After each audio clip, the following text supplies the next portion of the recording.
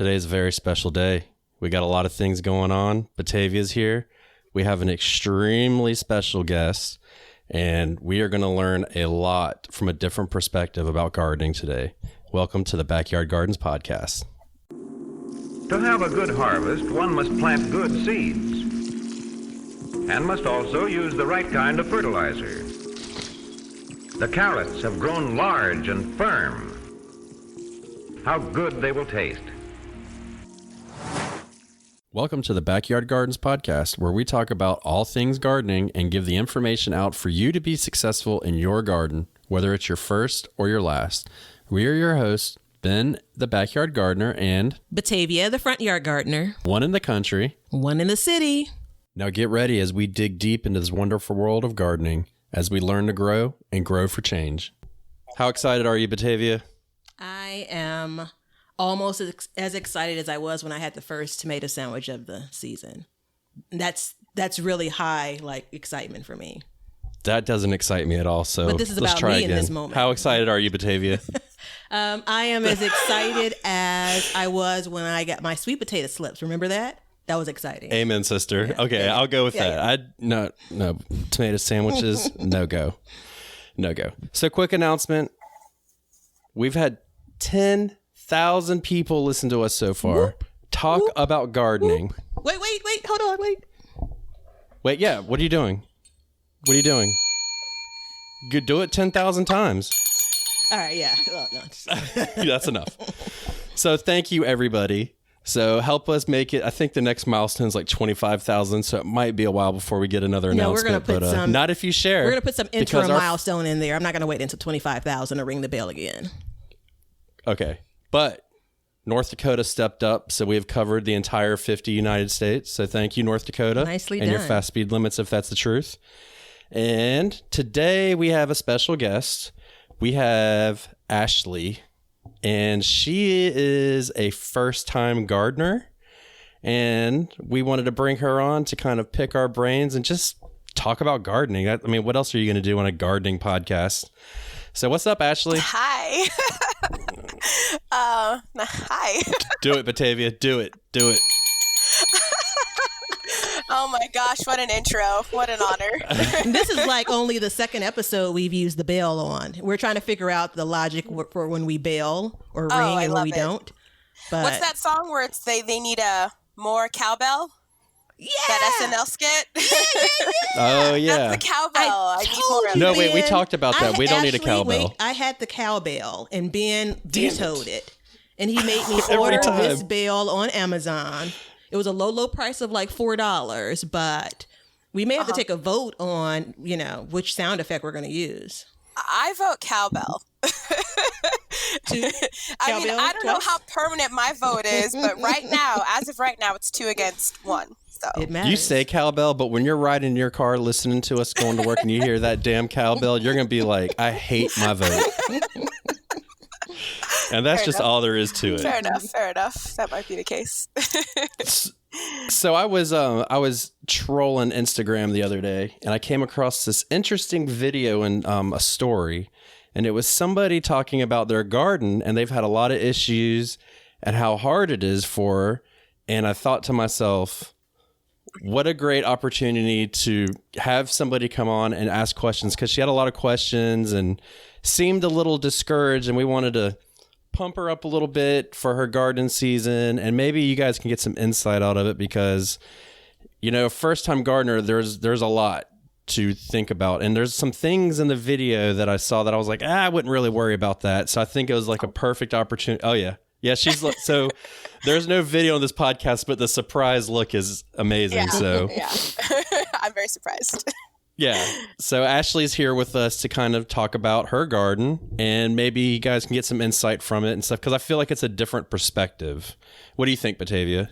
So this is my favorite type of talk, garden talk, because I love hearing from and talking to new gardeners, especially if we're on the cusp of being disappointed, because my unofficial role in garden life is to help new gardeners avoid that disappointment, specifically the disappointment that leads them not to getting to season 2. I just need to get you to season 2, Ashley. That's it. Season 2 of the garden, and then my work here will be done.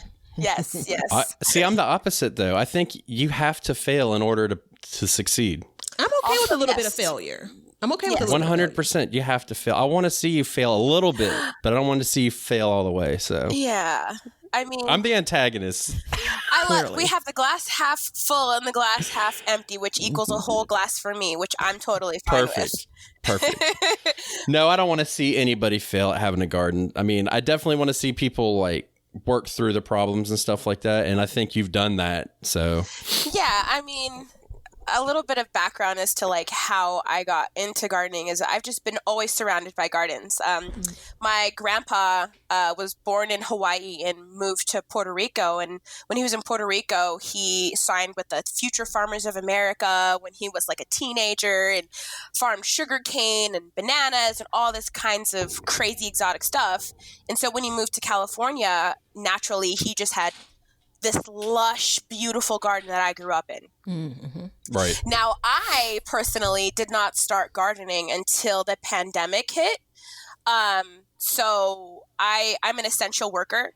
So being in the grocery stores and kind of working with what I do, I needed an escape. Like I had to just go home and just work on something that would just ease my mind from everything that was going on. So that's how I got into gardening. And, now, you've seen the stuff that I didn't do so well on. So when I'm coming home from working and I go into my garden, I'm like, oh, this didn't get pollinated, or that got sunburned, or this has some type of weird virus, fungi, I don't know. Yeah. It's just like, oh, is it worth it?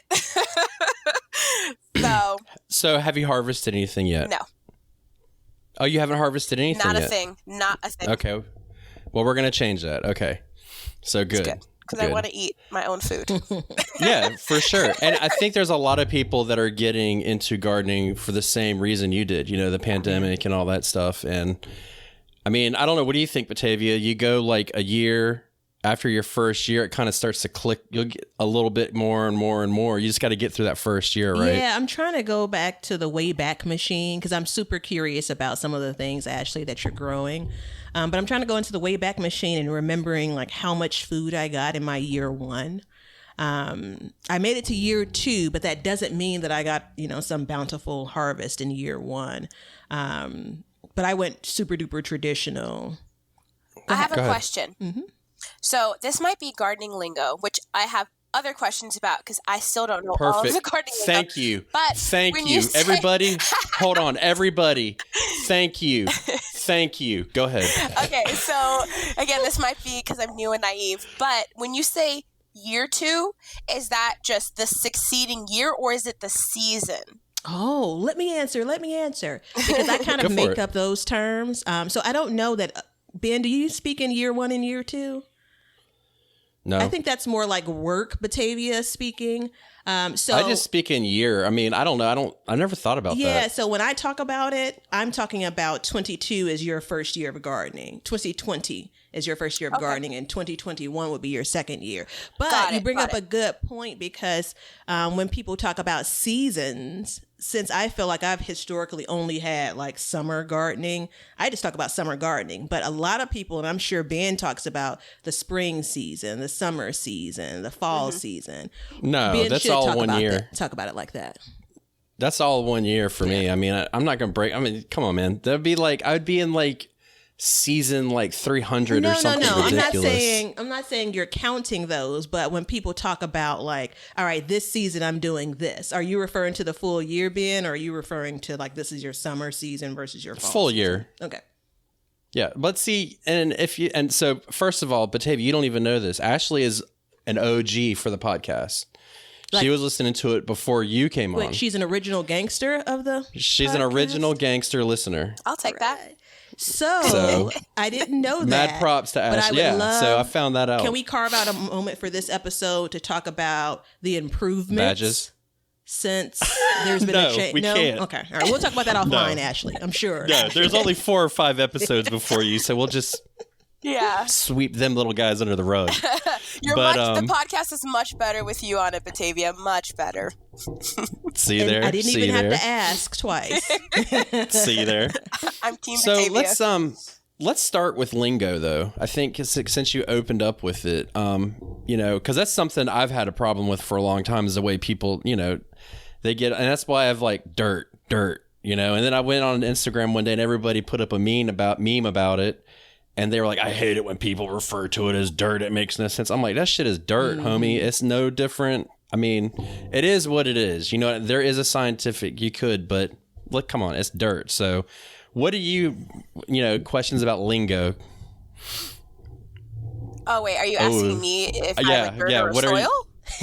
No, just in general, like any kind of lingo that you have a question about. Well, there's one thing that you guys have been throwing around that I'm like, how does that make sense mathematically? And it's you guys talk about her beds, specifically Batavia's beds, and it's like it increases by the hundreds every episode. And I'm like, hang on. My bed is 4x4, one bed. I have one 4x4 bed. How does she have like 800 beds? I don't get it. Where does she live? I want to live there. So I might have missed plan something. Worked. No, you 100% did not miss anything, and unfortunately, that is one thing we can't answer on the show today. So, okay. Is it an inside joke? The level. Honestly, it's a joke on the listeners at this point. Listen, the level of love I have for you in this moment, Ashley, and the real tears. These aren't my normal, like, soppy, tears. This is like, these are tears of laughter. So we are going to answer it because that's not who we are. We have to answer it. Please do. So it's totally a joke. Confused. It's totally a joke. My very first episode here with Ben, when he interviewed me, going back to the beginning of the year, he talked about my raised beds as individual gardens. He said, you have X number of gardens. And I never looked at it that way. I do count the garden beds that I have. I have a total of 14 now. But he thinks I'm a little bit obnoxious. He doesn't necessarily say that, but he thinks I'm a little bit obnoxious with that. So somehow, some way, we started just increasing the number. Right. Yeah. I had 12 last year. This year it's 14. Tomorrow it's 228. So it's we're not talking like square footage or anything like that. It's just a complete joke. Look, it's just us having gardening fun. Yeah. I mean, that's awesome. I'm so glad that my plan has worked. It's succeeded. If nobody listens to the show for anything, it's just to find out the exact number that Batavia has. Yeah. Well, I mean, it's funny because if somebody was listening in on because sometimes I'll listen to the newer episodes to the older episodes. Mm-hmm. So if somebody's coming into the, the latest one that you put out and they hear that she has 800 some odd, and I'm like, oh. We haven't talked about that in recent episodes. We have to start reminding people of how many beds I have in future episodes. Yeah. No, we don't. Yeah, we do. So the truth is Batavia actually owns 10 square blocks of Chicago, and that's where her gardens are. Wow. So that's how she has some. No, joking again. Oh my God, see? Wow. Listen, Ashley, just watch my face for the cues. I'm going to call bullshit on them every single time and twice on Sundays. Yeah, you got to. So Batavia does not have hundreds of raised beds. No. 14. I do not, but I have gone completely rogue when it comes to, number of garden beds. I've quite literally almost tripled. I probably have tripled in the last 4 years the amount of garden beds that I have. Wow. But again, what are you going to do? So Batavia, and I kind of know the answer to this, but I want to see if you've changed it since we've had this talk. Do you think that that's almost too much? You know what? This is not about me. This is about Ashley. And this is a question that we should be covering off in the later part of the season. Okay. And I'm uncomfortable by it because I'm on the cusp of saying, no, right. It's not too much. I literally have scoped out one more spot for another bed, which will take me to 448. Yeah, so it'd be 800. It'd be 938.2 beds at that point. Nice. I got to keep track. Yeah, you do. Yeah, we do. But so awesome. Garden terms, though, this is one of my favorite subjects, and I've been dying to cover it on the podcast. And a part of a part of, and you may not experience this, and it's okay, Ashley, but a part of garden terminology and all, I think there's a level of intimidation, right? You know, so one of my favorite garden terms that I never used until I started gardening with social media folks is harvest. I never, ever, ever used the term harvest. I would always refer to things, and it could be a Southern thing, it may or may not, but as picking. I'm going to go pick the tomatoes. You know, I'm going to pick my greens. And somehow, some way, the social media folks have gotten in my head, and harvest just rolls off my lips. You know. Yeah. Well, so here's a question. Here's the thing. So first of all, let's break that down. Is it a Southern thing for you? So if you say I'm gonna go out and go pick, how do you say it, Batavia? Before. Like if you say like you're about to walk out the door and somebody's at your house, what would you say to them? Hey, come over later on today. I'm going to pick a bunch of tomatoes. You can take some home with you. Nah, see, I'm fitting to go out and pick. That's the Southern talk. You know, this is twice in this episode you've rejected my answer, the answer that comes out of my head, and you've inserted something else. My point is picking is like, I think it's a natural way to think about it. You know, like when you think of harvest, I think people think about farms, right? Yeah. Do you think about that, Ashley? Like a farmer would go out and harvest? No, I don't. I think. Oh, really? No, okay. I mean, I don't know. Maybe it's a West Coast thing, but like I was trying to think in a scenario where I did have something to harvest outside where I don't. So I'm just imagining the scenario. But in my scenario, I would ask somebody if they would want to harvest eggplants with me. Right. Or I'm going to go out and harvest some eggplants. Okay. So I don't know. Maybe it's regional. It might be. For me, it's just, it rings a bell as like a farmer going out to harvest his corn or something. Yeah. But, or like something of like mass quantities. Yeah. You know, but I was raised with pick. Like that's just what we did. We picked green beans or, you know, whatever. In one of my first YouTube videos at Be Better Garden, shameless plug, one of my very, very good girlfriends, you know, she called me after. It was like, oh, the video was cool. I could barely hear your voice because I was trying to whisper because I didn't want my neighbors to know I like had my phone. I was recording my vegetables, but that's another story. So anyway, she's like, just one question. When you say harvest, what are you talking about? And in that moment, I made a note on my phone to talk about garden terms. And it's a year later, I'm still trying to get that subject in. So again. Well, in December, we will talk about that. You keep on saying because that's high up there. Yeah. And I think it's important too, because I think it is an intimidation factor. So where did you get your seedlings from? First of all, did you start from seeds or seedling, Ashley? Both. So I started, the first couple things I started were eggplants, cucumbers, zucchini, and did I already say bell peppers? Red and green bell peppers? No, you didn't. Yeah, so I started those, and then I also got some like purple beans. Okay. And when I put them out and I planted them, I had saw this gardener on YouTube, and he was showing like, oh, you got to layer the bottom with mulch. Okay, let's. Did I do it right? Yes. Nicely done. I don't live in a house, so I live in a duplex. So none of this space is mine. So I wanted to do strictly container gardening. So I found this YouTuber that does container gardening, and he would just like layer the bottom with mulch, then do like soil fertilizer, put your transplant in and water it in with diluted fish emulsion. And I spent like $200 on soil, pots, mulch, transplants. Like I was like, I'm going to do this. So when I transplanted everything, I came out the next day and I had giant holes in everything. All of my leaves were decimated on every plant. And I was like, what is happening? I don't understand it. And come to find out, I had an earwig problem.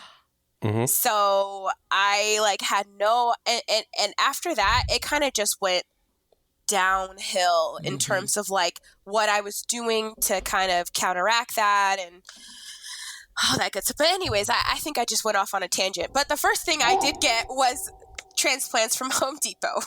I'm sorry, Ashley. You say that you're a longtime listener of the podcast. You understand that tangents are a part of our format, I know. right? Okay, all right. Just want to make sure. And you do understand that you just set me down on a tangent. That's just at the tip of my tongue. I'm trying to hold it back. I like how we started with garden terms and now and I had 4 other garden terms to ask you guys, but that's fine. I mean, no, go for it. Well, so hold on. Let me get this out of my. I can't hold it back. That guy that you watch is an asshole. Why? Because he made it so much more difficult than it has to be. First of all, you spent $200 to start a container garden, right? Yeah, I did. That's a lot of money. Yeah, I know. You know what I mean? Yeah. And I mean, it's in all reality, easy for that to happen, though. Huh? It's easy for that to happen, though. It's very easy for it to happen, and it's a damn shame that it happens because that's what makes somebody look at a garden and be like, I can't afford to garden. Yeah. Yeah. And that's a damn shame. Now, that being said, if you stick with us long enough, Ashley, you're going to be cheap like us because I'm a cheap bastard. I'm here to tell you. Yeah. So, but layering and all that stuff, that's fine and dandy. But, more than likely, the dirt or the soil that you bought probably had fertilizer already in it. Probably. Yeah. You know what I mean? So, yeah. So anyways, I'm going to put an earmark on that. I want to know the rest of your garden terms. Yeah. So I had a question about, is it succession planting? And what exactly does that mean? Can you succession? I don't know. Do you want to go or you want me to go, Batavia? You're succession this is kind of my carrots, realm. aren't you, Ben?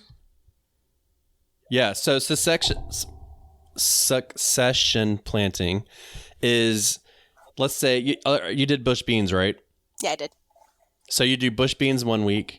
You wait 2 weeks and then you plant another round of bush beans because the bush beans are going to grow and then they're going to stop and then so as they stop and then you put another in. And so you just keep successionally planting those same crop. I see. Yeah. Well, and the intention is to always have bush beans in that example throughout the season, but you don't get them all at one time either, Yes. So so you know how you see, you're obviously on Instagram, you know how you see people, these massive harvests. Yeah. And it's pretty. But at the same time, for me, that's not what I want. Right. I don't want that because then I have a massive amount of food that I either have to process, give away, freeze, eat, or something. You know what I mean? So the idea is to kind of slow it down a little bit. Yeah. Well, that makes sense. I mean, why would you want all of your beans all at the same time? Right. But, yeah, I mean, I guess just going a on quick a tangent, note talking about my bush beans is that was one thing that I ripped up. Because I didn't think it was working, but I don't know. We'll have to put a bookmark on that one. But no, I definitely ripped those up. But anyway, what's your other lingo thing? Okay, so I forgot what the term was. But say you're planting corn and you plant little radishes in between that. What is that? Intercropping. Intercropping. Yeah. What is that basically what it is? And why do you need to intercrop? Do you intercrop, Batavia? I don't. And this is actually one of our arguments. Damn, this is a final exam for me. Okay. This is one of our arguments too. So yeah, we have gotten in a lot of arguments on air and off air about it. But so what it is, and radishes is a great example. So right now, so what zone are you in? Me? Do you? Yeah. 9A, I believe, or 9B. Oh, you're in 9. So, okay, first of all, podcast is over. We don't talk to people in zone 9. So, what, are you jealous? Are you seething with jealousy? I am. You're damn right, because you guys can grow a lot better fruits than we can. Oh yeah, we grow a lot. My grandpa, first of all, my grandpa is 93 and he still gardens. Yes, still garden gardens goals. And has lemon trees, orange trees, pomegranate trees, all that stuff in his backyard. Life because he's got soil in his soul. That's why. Hashtag life goals. Yeah. So, okay, intercropping. So, right now for me, I'm coming close to my fall season and I want to get a jump on it. So, what I would do is, in my tomatoes, for instance, I have my tomatoes, they're tall and they provide shade. Mm-hmm. So, I went underneath and I planted lettuce. Okay. Because the tomatoes will provide shade, which in turn will cool it. Yeah. So, generally speaking, in that shade, it's about 10 degrees cooler. Yeah. Okay. So, and plus they can grow in the shadier. You don't have to have full sun. So that protects them. And then as it gets cooler, when I pull those tomatoes up, I already have a full crop ready to go. Yeah. And it's planted. also so that's what sometimes referred to as point of intercropping. Sorry about that. Huh? It's also referred to as interplanting. Yeah, it is. And it's funny you say that, Batavia, because I was actually reading more about it. And it's more commonly referred to as intercropping. So I had to like train. I'm trying to train myself to refer to it as intercropping. So Ashley, But yeah, interplanting. do you see how the small arguments start and then you transition into something else? So I'm just adding just another note. If you see it floating around on the interweb, interplanting, and then Ben comes back around and says, well, the technical term since 1942 is actually intercropping. There are 2,748 references to intercropping versus 5 for interplanting. Look, trust me, I know. But that being said, if somebody's listening to us and they're confused, I feel like I should definitely be referring to it as a more common term. It is what it is, but I feel like that's the better way to do it. So virtual high fives for you, bud. Same to you. I love it. Any more lingos? Yeah. So another thing that I've been seeing floating around, and I think you guys touched upon it, is no-till gardening. Oh. I know. I feel like that was going to happen because when you guys did touch on it, I felt a little, I felt a little silence. So I think we both were. I think we both were in the same place regarding kind of. Well, you tell me. I generally don't till my garden at all. I do some small turning over of the soil, so I wouldn't consider my gardening no-till. But Ben has the technical terms as to the downside of completely turning over your soil and turning over weed seeds and all of that and reintroducing that into your garden. Go for it, Ben. Okay, so no-till gardening. I'm still on the fence about it, by the way. So I don't till my garden either, quite simply because I don't have a tiller. And quite simply because I'm not going to buy a tiller. I just, it's ridiculous. But the idea of no-till gardening is when you till, you are splitting up everything, like all the bacteria, the good bacteria, the bad bacteria, all the nutrients and stuff like that. And you could be turning them down deeper in the soil, not to mention the fact that you are turning it and bringing weed seeds up to the top to bloom. Now, here's my thing. Let's just focus on, so the bacteria, like, I don't know. I really don't know. Like, I don't have micrometer eyes. I can't see, I don't have microscopes stuck on my face. But weed seeds typically, and everybody, this is open for everybody on the show right now to answer. Do they go deep in the ground when they fall? No. No. Right. So if I till it and I bury them, what's one thing that's going to happen when I bury those weed seeds? What's one thing that I'm going to eliminate that seed needs to germinate? Sun. Yes. But the thing, that's all I'm going to say. But the thing is, though, it isn't, if you're tilling, you aren't necessarily burying that weed seed. You're kind of just basically turning everything over when you're tilling or working up that soil. And so you could be, again, reintroducing some of the not so great stuff. I'm on the fence as well. I'm kind of like, it's just a fancy term for stuff that people have been doing in their backyard gardens forever. Like, to Ben's point, I don't have a tiller either. So I'm not like, that's a tiller sound. Right. I'm not doing that in my garden beds either. A shovel? Like, can you, like when you say, for example, I have pumpkins or squash going in my raised garden bed. So when that is ready and there's no more, pumpkins or squash growing on that, don't you like just pull up the entire root and then just dig around to loosen up the soil? So, okay. For Batavia, it's different than me. And for you, it's more different than me. So like Batavia can cut it, leave the roots, and they will compost back, right? Because she has a full winter. They get wet, they freeze, they do all kinds of things. I have a less of a winter, and you basically have almost no winter. Yeah. Right. So, I mean, you might get cold a couple times, but not really. Cold for us is like 50 degrees. Yeah. So, you're growing lettuce all winter. Looking at potatoes. This thing is starting to take a turn here, people. It is. It's going down a dark path. But think about it this way. When you say, and this is important, when you say no-till garden, okay, think about it like this. When you go to, like, hey, man, I'm going to go get a Coke, right? Well, you're not necessarily talking about Coca-Cola. You might be getting a Pepsi or something, but a lot of people will use the term Coke to describe a soda.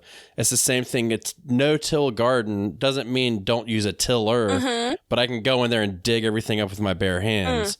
It just means they don't want you to disturb the soil. They literally people, and from what I've seen, is they don't want you to disturb the soil unless you're putting in a seed or a plant.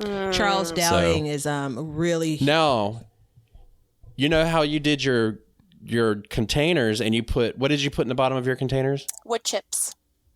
Wood chips. Okay. So those wood chips will break down, correct? Over time.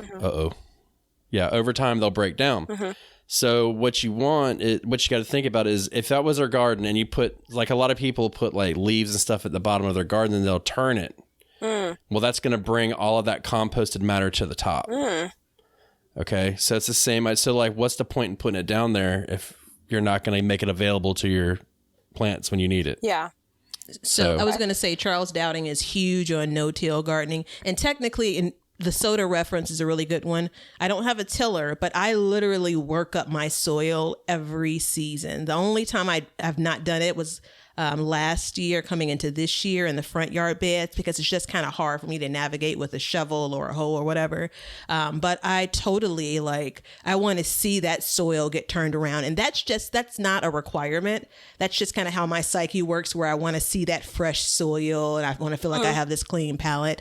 So while I could leave the roots of the veggies in, I don't, just as an FYI. But that doesn't make it right or wrong. It's just the way that I flow. So you don't have to pull the entire root system up for plants. You can just leave it in there? You do. Oh, I do. You should, Okay. yes.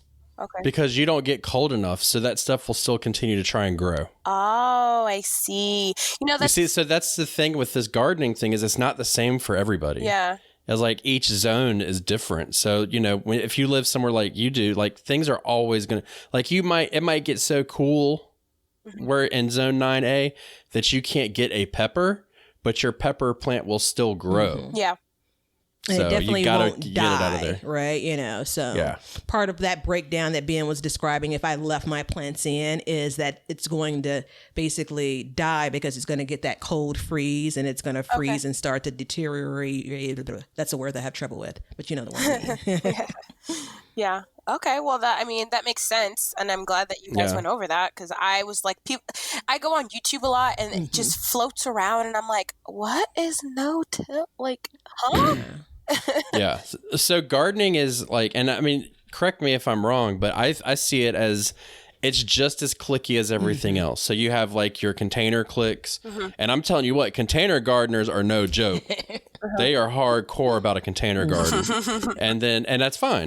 But then you have like no-till people, you have organic versus non-organic, there's all these different camps. So I'm in the middle of every single one of them, honestly. I don't favor anything over the other, but I know Batavia is hardcore against some of it, and she pure hates other parts. I'm joking. I'm joking. I generally do have some disdain for kind of what I deem unnecessary. And again, that's personal preference, right? And I'm sure you hear it, Ashley. I'm sure other folks that are listening kind of hear it in the podcast. Like she could see it on my face right now. Like if I think a thing is just being extra, nope, I'm not about it. Well, if I could just say it now, because in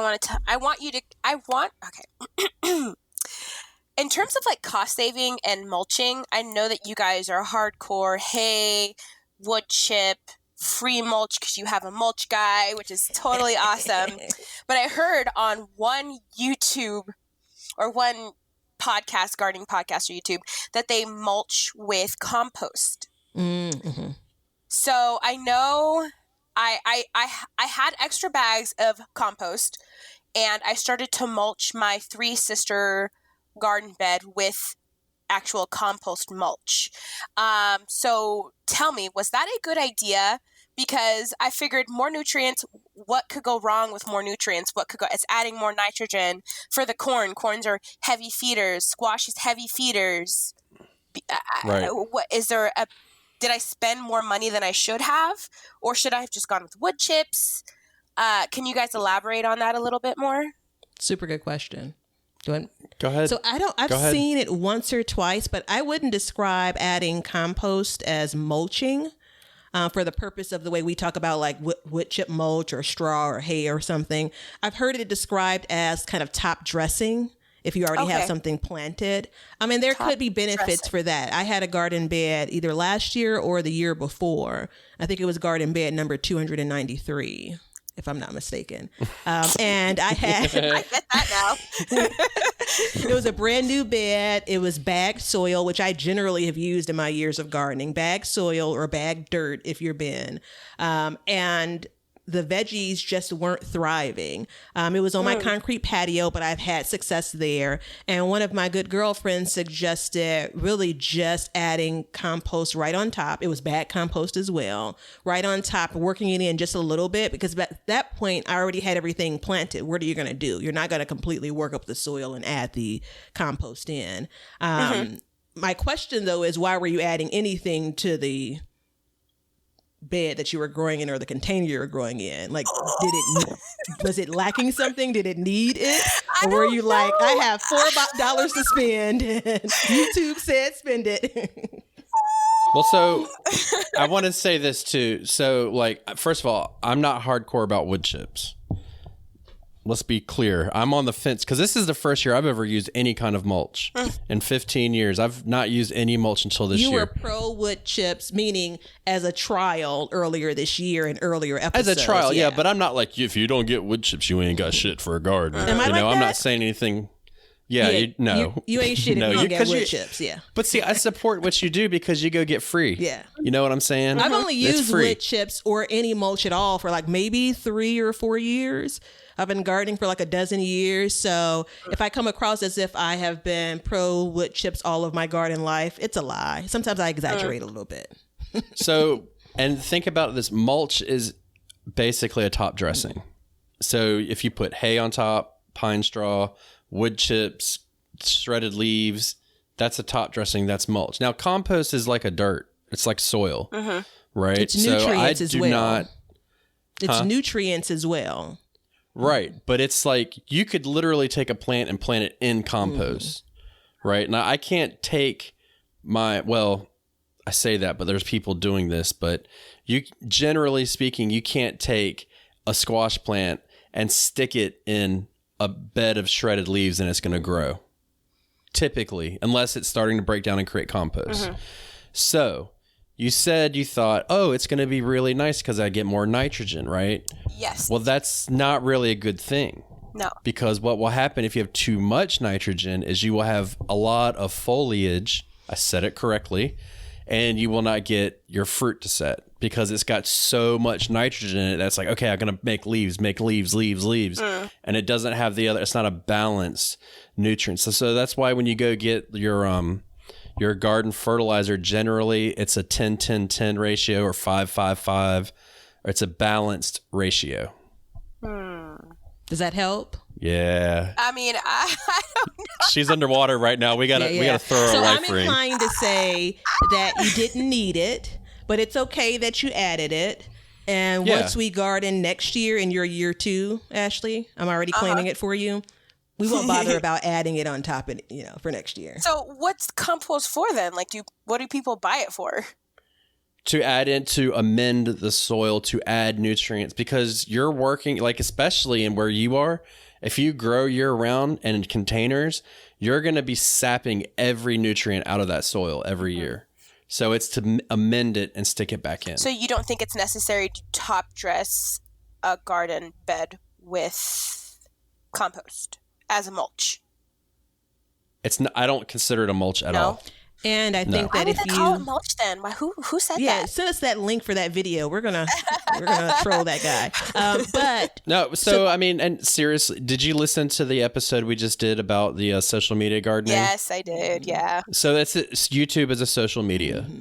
Okay, so I'm not saying that somebody outright lies. I'm saying and it's that lingo thing. You know what I mean? Like they might be calling a top dressing a mulch or something like that, and it's portraying the wrong message to people. I could potentially see a benefit for containers because we've talked about being on this podcast. Not this episode yet. What's that?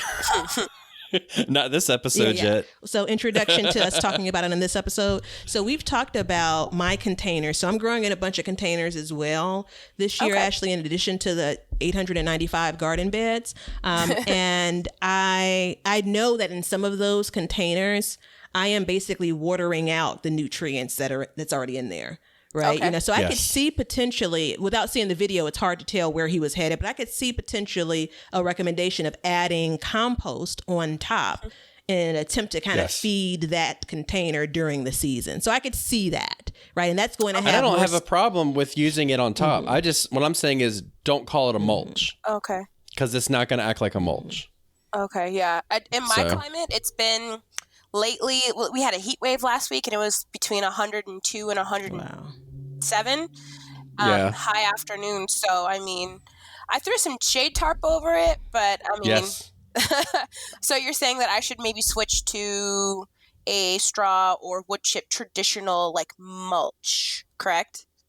So, in the temperatures you're having, yes, because it's going to cool the dirt, the soil down. Because and this is why I don't container garden, is because it gets so hot here that it literally cooks the roots because it's a little container, so it gets warmed up a lot faster. Yeah. Okay. So like in a perfect world, I would have buckets that were white because it doesn't absorb the sun. But I think to your point, I need to take a look at your IG, Ashley, to see like container size is all the difference, right? So I have some containers that I'm growing veggies in, some flowers too, but containers I'm growing veggies in that are much smaller, and it's the biggest pain in the ass, where I have some that are much bigger where I don't have that big of a problem. Now, I don't have like your temperatures seem to be about 20 degrees warmer or hotter than mine. So that's one of the things, if we go back to social media gardening, that we all have to be careful around, So the advice that I give, I want to try to put an asterisk by it because my temperatures are so different than yours. But I do agree with Ben when it comes to shade cloth is important. I do think that a mulch would be a true mulch, the way that we describe it would be important because that soil sitting in those containers, it's going to bake and dry out really quickly, too. I'm sure you're experiencing.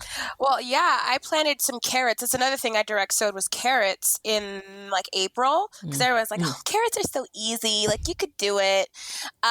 But everybody was just like, let the top inch or two dry out when you water. And I was like, okay, I guess it will work with the carrots too, right? I mean, I'm not going to keep those wet all the time. Yeah. Carrots are really hard to germinate, but they're easy to grow. Well, I didn't know I had to keep it moist. Yeah. I didn't know that. Yeah. And like, that's the thing, like the whole thing that I'm glad that I'm here to talk about is that a lot of, I think the biggest gardening myth or the biggest gardening cliche is that, stick it in the ground and it'll grow, just water it, and that's not the case with me. It was never the case with me. As soon as I stuck it in the ground or the pot, it immediately got attacked by pests. I was having problems with watering because I didn't know what moist soil felt like versus wet soil. Like, I don't know what the difference between don't have it wet, but have it moist. Like, what does that even mean? It means if you pick up a handful of it and you squeeze it, if it drips out, it's wet. Yeah, but do you dig your hand into the dirt and squeeze it every time you water? No, you just get a feel for it. I mean, that's the thing. That's the thing about gardening is it takes experience to see that stuff. You know what I mean? Yeah. So basically, if you took your water hose and you just went out there and turned it on and let it just water drip out. Yeah. Not drip out, but go out in one spot. Yeah. That shit's going to be wet, son. Yeah. You know what I mean? But if you take it and you sprinkle it on there and you spread out the water, then it's going to be a lot harder for it to get wet. Yeah. But I think that... Does that make sense? Yeah. I mean, it makes sense now, but I mean, for a new gardener, like I said, for me, they were saying 1 to 2 inches a week. Okay, what does that even look like in a pot? What is that? I know that you can use tuna cans, but where do I put the tuna can in relation to the root of the? Maybe I'm making it too complicated, but I mean, it was just so confusing. These terms were so confusing to me because I'd never watered anything in my life. Didn't know what the difference between wet soil, moist soil. Wait 2 days, wait a day. Now I'm doing 2 times a day, so it's it was a little overwhelming. I'm not going to lie. It definitely was. Yeah, I think that's a part of the struggle, because there's a lot of good information out there. But there's also a lot of information, whether it's if you're doing Google searches, watching videos, if you're on IG. And once you start to fill your head with a bunch of, what we'll call garden facts, you're trying to apply them to everything that's in your containers. And in some instances, it doesn't necessarily apply or isn't necessary. But I think what Ben, he tapped on, you'll get a feel for it. And that's in part the reason why I'm okay, especially with new gardeners. Like, I'm not rooting for you to fail, but it's going to happen. Like, there are going to be missteps and mishaps. And you kind of just need a number of at-bats to get to it. Like, I don't know that I knew how much to water when I had my very first garden. Year 1, 2, shoot, who knows how many years it took me to really get it.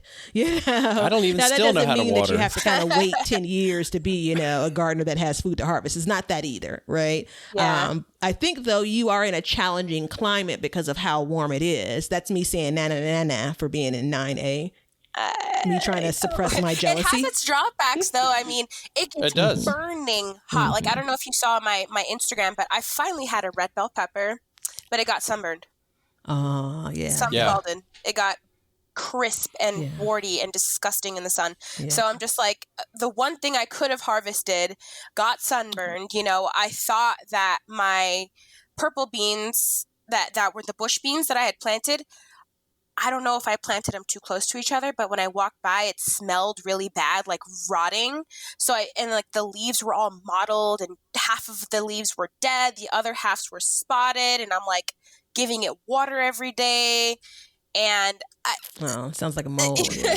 You're not going to make me cry, Ashley. That's what you're not going to do in this episode. Okay, here's that the thing, red bell Batavia. Pepper, like that just pulled at my heartstrings. No, okay. I'm the only one that's allowed to make Batavia cry on the show. Well, here's the thing, Batavia. I actually started crying to my mom like a week or two ago, and I hope nobody.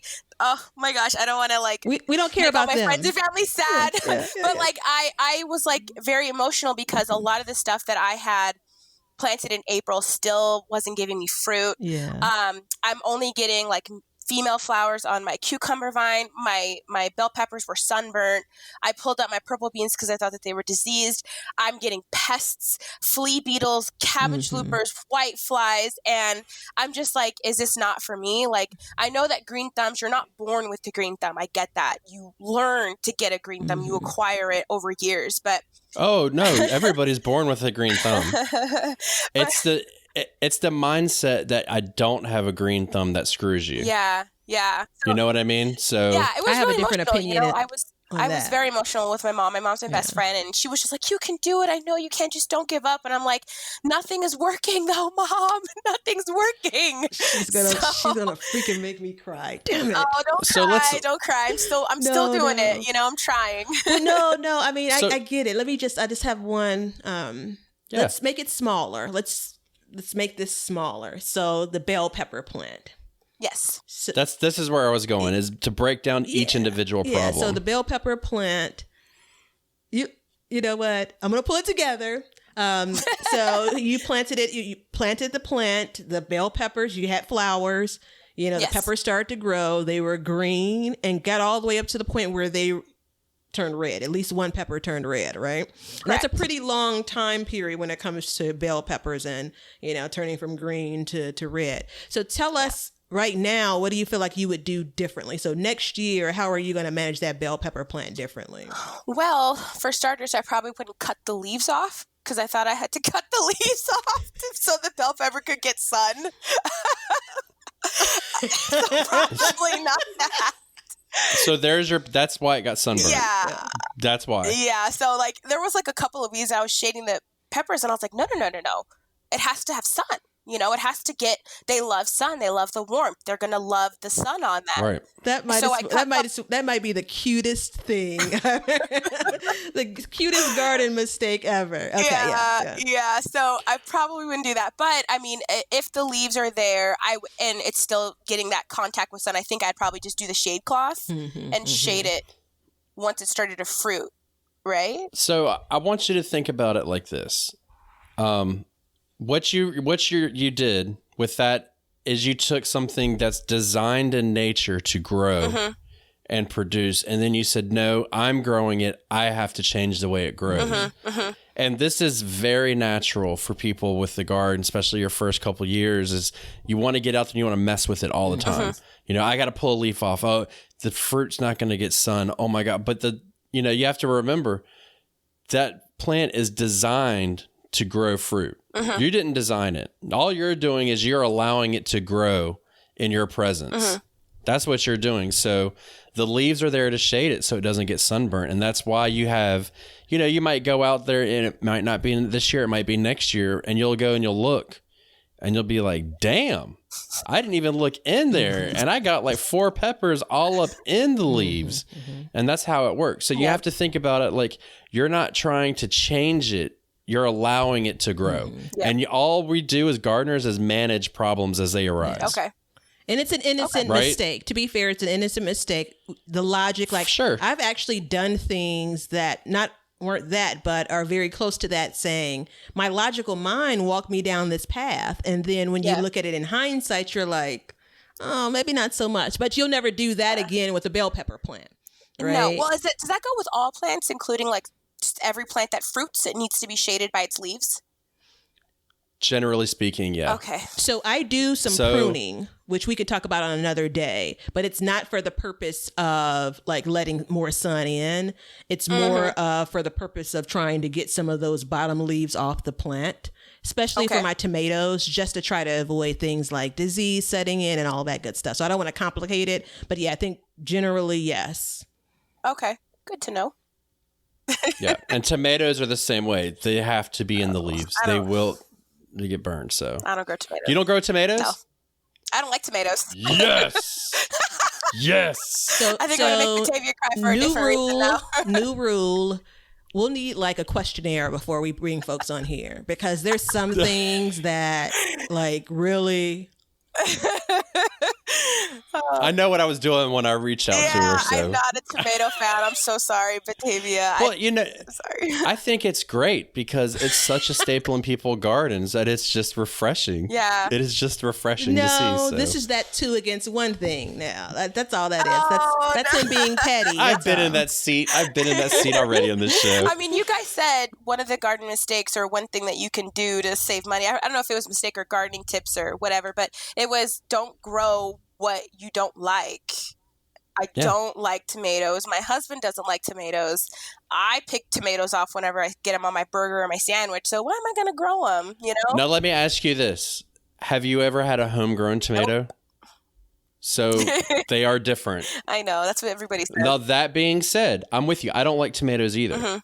But I grow them to can them to make sauces and all this other stuff. That's smart. That is smart. There's a different... So I shit you not, I've picked 50 pounds of tomatoes this year and I have not eaten one raw tomato. And I will not eat. I mean, my wife put one on my salad the other. I take that back. My wife put one on the salad and she's like, they're really good. I ate it and I was like, nah, that ain't good. But I canned 40 pounds of them the other day. So, or 20 pounds. So it kind of, it works itself out. But, yeah, it's just refreshing. Yeah, I think though, I was going to tell her to get out of my head, because while I struggle with understanding people that don't enjoy the greatness of tomatoes. We'll cover that in a different podcast. I struggle with you all. However, I immediately thought of that same comment that we made. Like, don't grow it if you don't like it. Save yourself some trouble. If you have great luck with growing a tomato and you don't like them, you can have a whole bunch of things you don't like. If you don't like it and you have trouble with it, now you're basically trying to nurse something that you didn't really care about in the first place. So also think about your garden gains and wins, the things you've already learned. So that's already a lesson that you'll have and you'll take forward. That's a win for you. Yeah. So we're 53 minutes in. Oh man, this went fast. Yeah, well, we're not done unless everybody's busy. Because I want you to ask us a specific question about specific issues that you've had this year. I want to know, start with one crop in your mind and then just ask that question. Yeah, so I'm just gonna kind of rattle off with the problems that I have in my each thing. So pick one crop. Okay. And then ask one question about each crop. Okay, so my cucumbers, I'm only getting female flowers, no male flowers. Okay. First of all, are you sure? I'm 100%. I check every day. I get Really? the flowers at the top with the baby cucumber at the bottom. Nothing else. Interesting. I'm gonna need proof. So I've had. I'm gonna need proof. Like I've heard like smaller amounts, but I've never. What kind of cucumber plant did you plant? Let's start with facts. Yeah. Did you like get it from a big box store? It's okay. It's okay. I did get it from Home Depot. Okay. Okay. But I mean, I've had it. Like I said, I've had it since April. Haven't gotten a single cucumber. I have bees in my garden, so I don't think it's a pollination issue per se. But every time I check there's another female. It's female after female after female, and I cannot find. I'm telling you, I inspect that thing, and I cannot find a single male flower. So one quick question. Okay, go ahead. Just fact finding here. Do you see flowers like in your containers, like where they may have dropped? No. Like the yellow flowers, you don't see them in the containers or around the... The only thing that I see that drops are the female flowers that get yellow and shrivel and drop off. So how big are how many tomatoes and how many cucumbers seeds did you put, or like individual plants you have, and how big of a container? I have one, and it's in, I don't know, it's pretty sizable, like that big. It's pretty big. Okay, so you put one cucumber seed in? One transplant, yeah. Okay. So I thought I had this issue once many years ago. And I went out there with a Q-tip and I rubbed in every single flower. Okay. And I took one end of the Q-tip and just rubbed it in every single flower. And a week later I had a cucumber. Oh, okay. So I had to give it a little helping hand of pollination. Okay. Now, where you live, is it a city? Yeah, suburbia. So is there a lot of people flowers around you? And I'm not talking about like, oh yeah, they got like a flower. I'm talking about like, is there like a fair amount? Not really. No. Yeah, so you might actually have a pollination problem. Okay. Or you have a bad seed. Yeah. You just have like a defective seed. Maybe. So what I would do is I would go to that same pot. How big of a pot is it? Oh, it's maybe like 15 gallons. Oh, it's 15 gallons. You got one plant in there? Girl, I put like 10 in there. Go get you some cucumber seeds. Maybe it's not 15, because 7, I'm trying to think of like the buckets from Lowe's. Those are That's like 5 gallons. Yeah. Mine's like maybe 10 to 15 gallons that I have in there. I would go put like 6 more seeds in there. Well, isn't it too late to plant? No. This is When does where it you get cold show there? off with being in 9A. December Yeah. 12th is my frost date. Yeah, Hell plenty of no, go time. plant it today. Yeah, go out there and drop you a couple seeds in there today, and they'll come up, and then you can reverse that problem. Wait, Okay. do you already So- have cucumber seeds? No, but I'm sure I could go find some. Yeah, so like $2 or $3. I don't know what California you're in. Are you in California? It's okay if I ask. Correct, Yeah. yes. So I don't know. You need to go to San Diego Seed Company and buy some of their heirloom varieties of seeds, organic, known just for you, Okay. made to make urban farmers grow better vegetables. Just a plug for San Diego Seed Company. I love it. Love those guys. Yeah, they're great. But they have them in their stores there if you want like a good quality seed. Yeah. And try those. So, and like I said, that's a big container for one tomato plant. So I think what is you were it- leading to though is you're thinking she probably does have male and female, and it's a she could either pollination have issue. male or female, and it could be a pollination issue, or she just has like a bad Yeah, seed. bad plant. Yeah. There's just like some kind of genetic defect in it, which is nothing against the manufacturer or anything. That's just nature. Yeah. So, Yeah. that's like, and I've used this term before, but like in the fish world, in my previous job, have you ever seen a flounder? Mm-hmm. You know how they're white on the bottom? Yeah. Mm-hmm. Well, I've seen them when there's like the colors on both sides and they're like all deformed and stuff. And it's just like a genetic issue. It happens in nature. Mm-hmm. So it could be that you just got like bad genetics or something, or it could be like too much of maybe too much nitrogen or something in it, but you have one plant trying to use all of that stuff up. If you had more plants in there, it would be distributed more evenly to them. So But just my one quick thing is- note. Oh, I'm sorry. Go ahead. That's okay. No, we talk over each other all the time. So I was thinking this, and this is we don't know it all. And if we are intrigued, which I'm intrigued by cucumbers, because I'm a big fan, intrigued by this. My thought, California, my jealousy then I got over that, wondering if it's too hot, right? So quick Google, and I won't necessarily quote the source, but I'm wondering if it could be an issue with the temps, because if you're getting 90 plus degree temps, how are your cucumbers doing, Ben? Because you guys have, you're a little bit cooler than her, but you're pretty hot too. No, we've been in the hundreds too. It's plants will start to struggle. Some plants will struggle and they will stress. But I don't know. I really don't think that. I'm looking it up at myself right now, and it's not really saying anything. But if you think about when she started her plant in April, and then when that plant started to grow and how hot it got, I'm on team, give it another try, drop some seeds in, because now while it will still be warm for you, pretty hot, you're still getting into the cooler parts of your growing season, right? You're going into September, October. So it'll be like 70s, September, October. Yeah, I love a good garden experiment, so let's do it.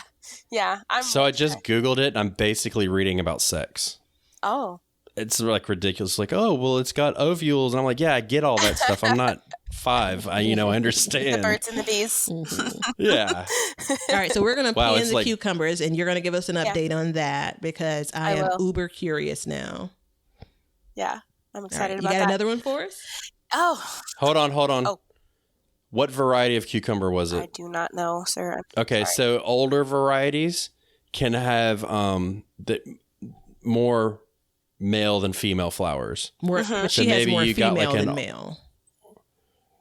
Well, it could be the other way around. So, but all you need is one male, and it can impregnate a whole bunch of females. I'm waiting. Now we're getting off topic. These ladies are ready. They want it. Okay, so what's the next question? Okay, so I guess, it might be too late because I did pull the purple bush beans up, but I had, like a 15-gallon pot that I just went straight in. I think I planted maybe like 12 seeds because I thought, again, YouTube said that I could plant 12 bush beans in a single 15-gallon pot, and they were great. They germinated instantly. I was watering them. I mulched them. And then all of a sudden, one side started to die. And then the other side started to die. And then they smelled really bad. And I did get one little purple bean pod, but it was just tiny. And it had like spots on the leaves, and it was brown on the outer side. And I don't know if you see something like that, you might know what it is, but me being a new gardener, I had a heart attack and immediately threw it away. So the smell was probably the plants rotting. Okay.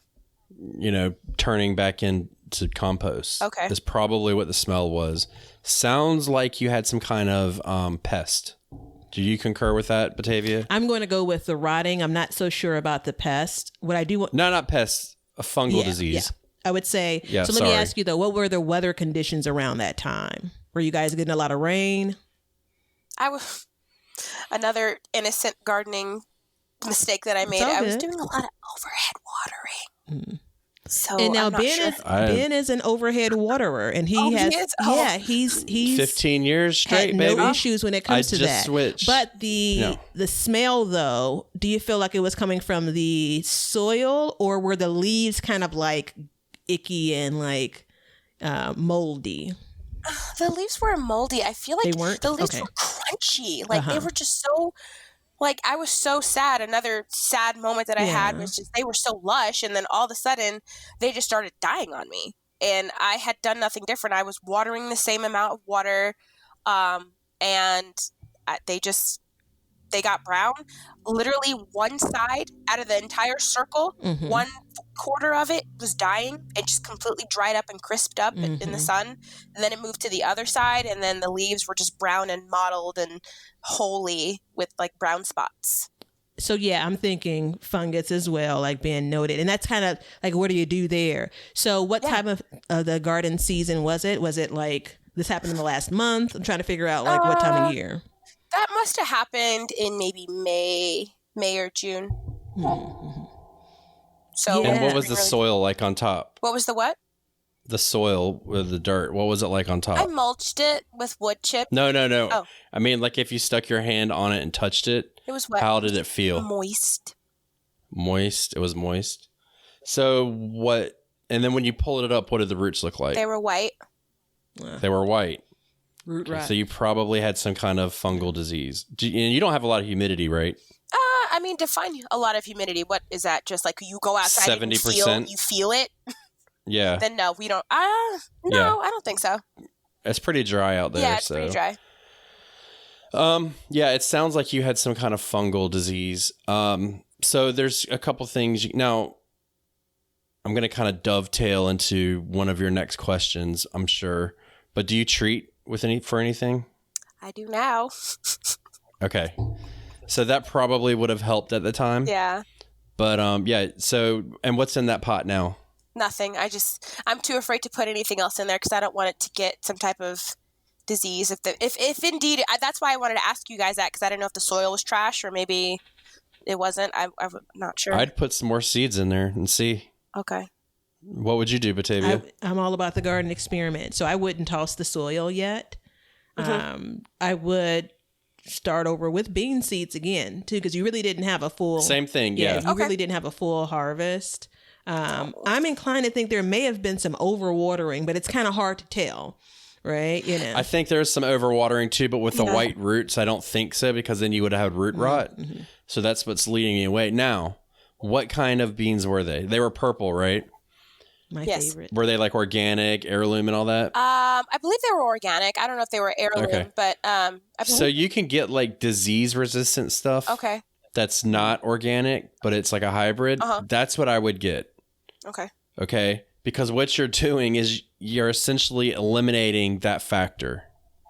Right? Mm-hmm. So we're not eliminating, but you're drastically cutting it down. So I suggest, like, first time gardeners, they always do that to kind of just ease their mind and learn how to actually grow Improve their odds before you increases your odds, because your first year, we want you to harvest something.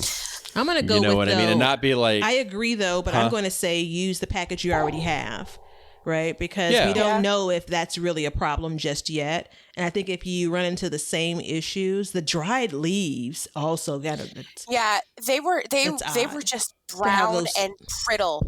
They just poof in the wind. Mine did the same thing. Yeah. And they were just done growing.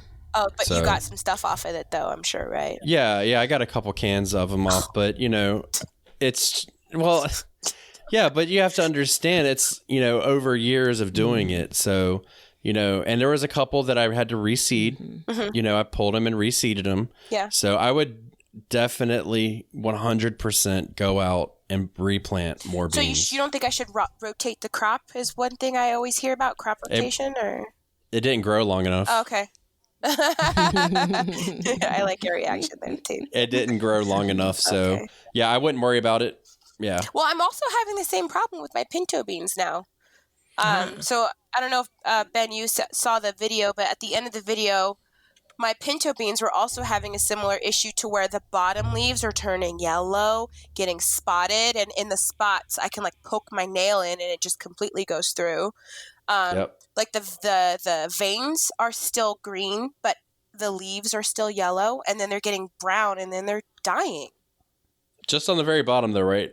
Bottom, and then it's kind of spreading a little bit further up.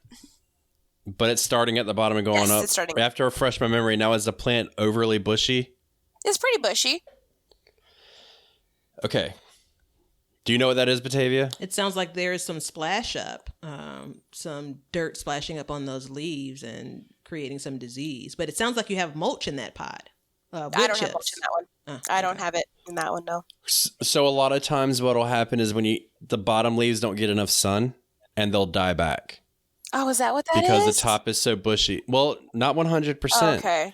And another thing can be over fertilization. Okay.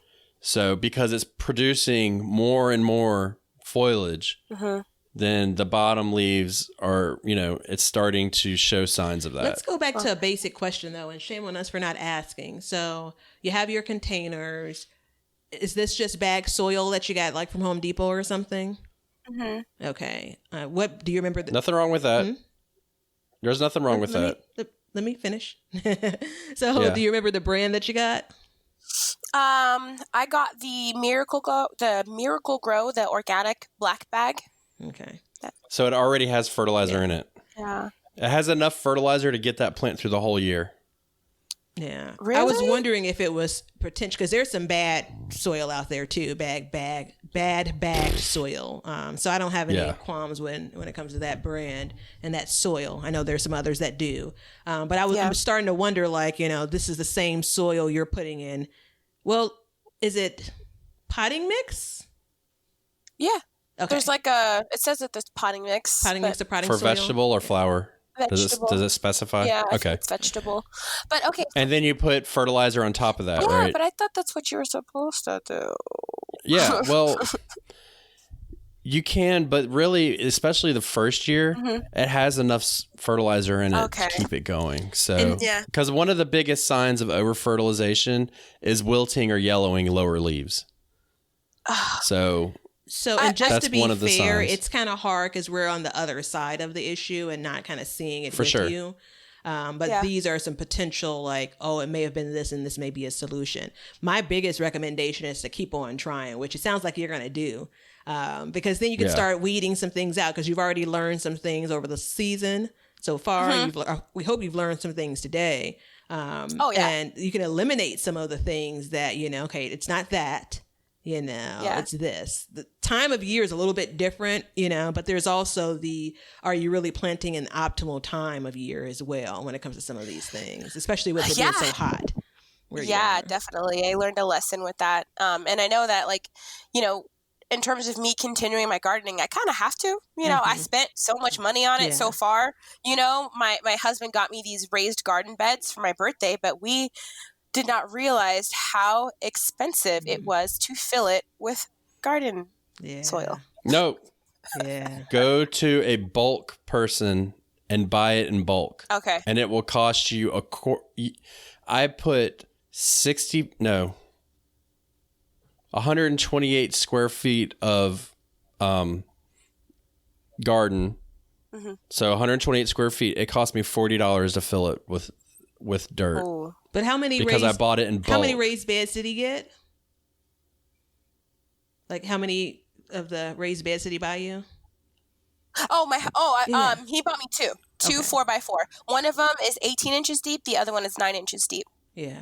Yeah. So what you can do is you can go to do you have a truck? I already bought the soil. Okay. It's all good. That's the thing, though. Did you open it? Yeah, and I got all my stuff. I have a 3-sister garden in one of them. Okay. I don't know what that means. Oh, the corn and the beans and the squash mixed together. Okay. All to the symbiotic growing system. But Yep. But I mean, I digress in terms of the return on investment portion of that.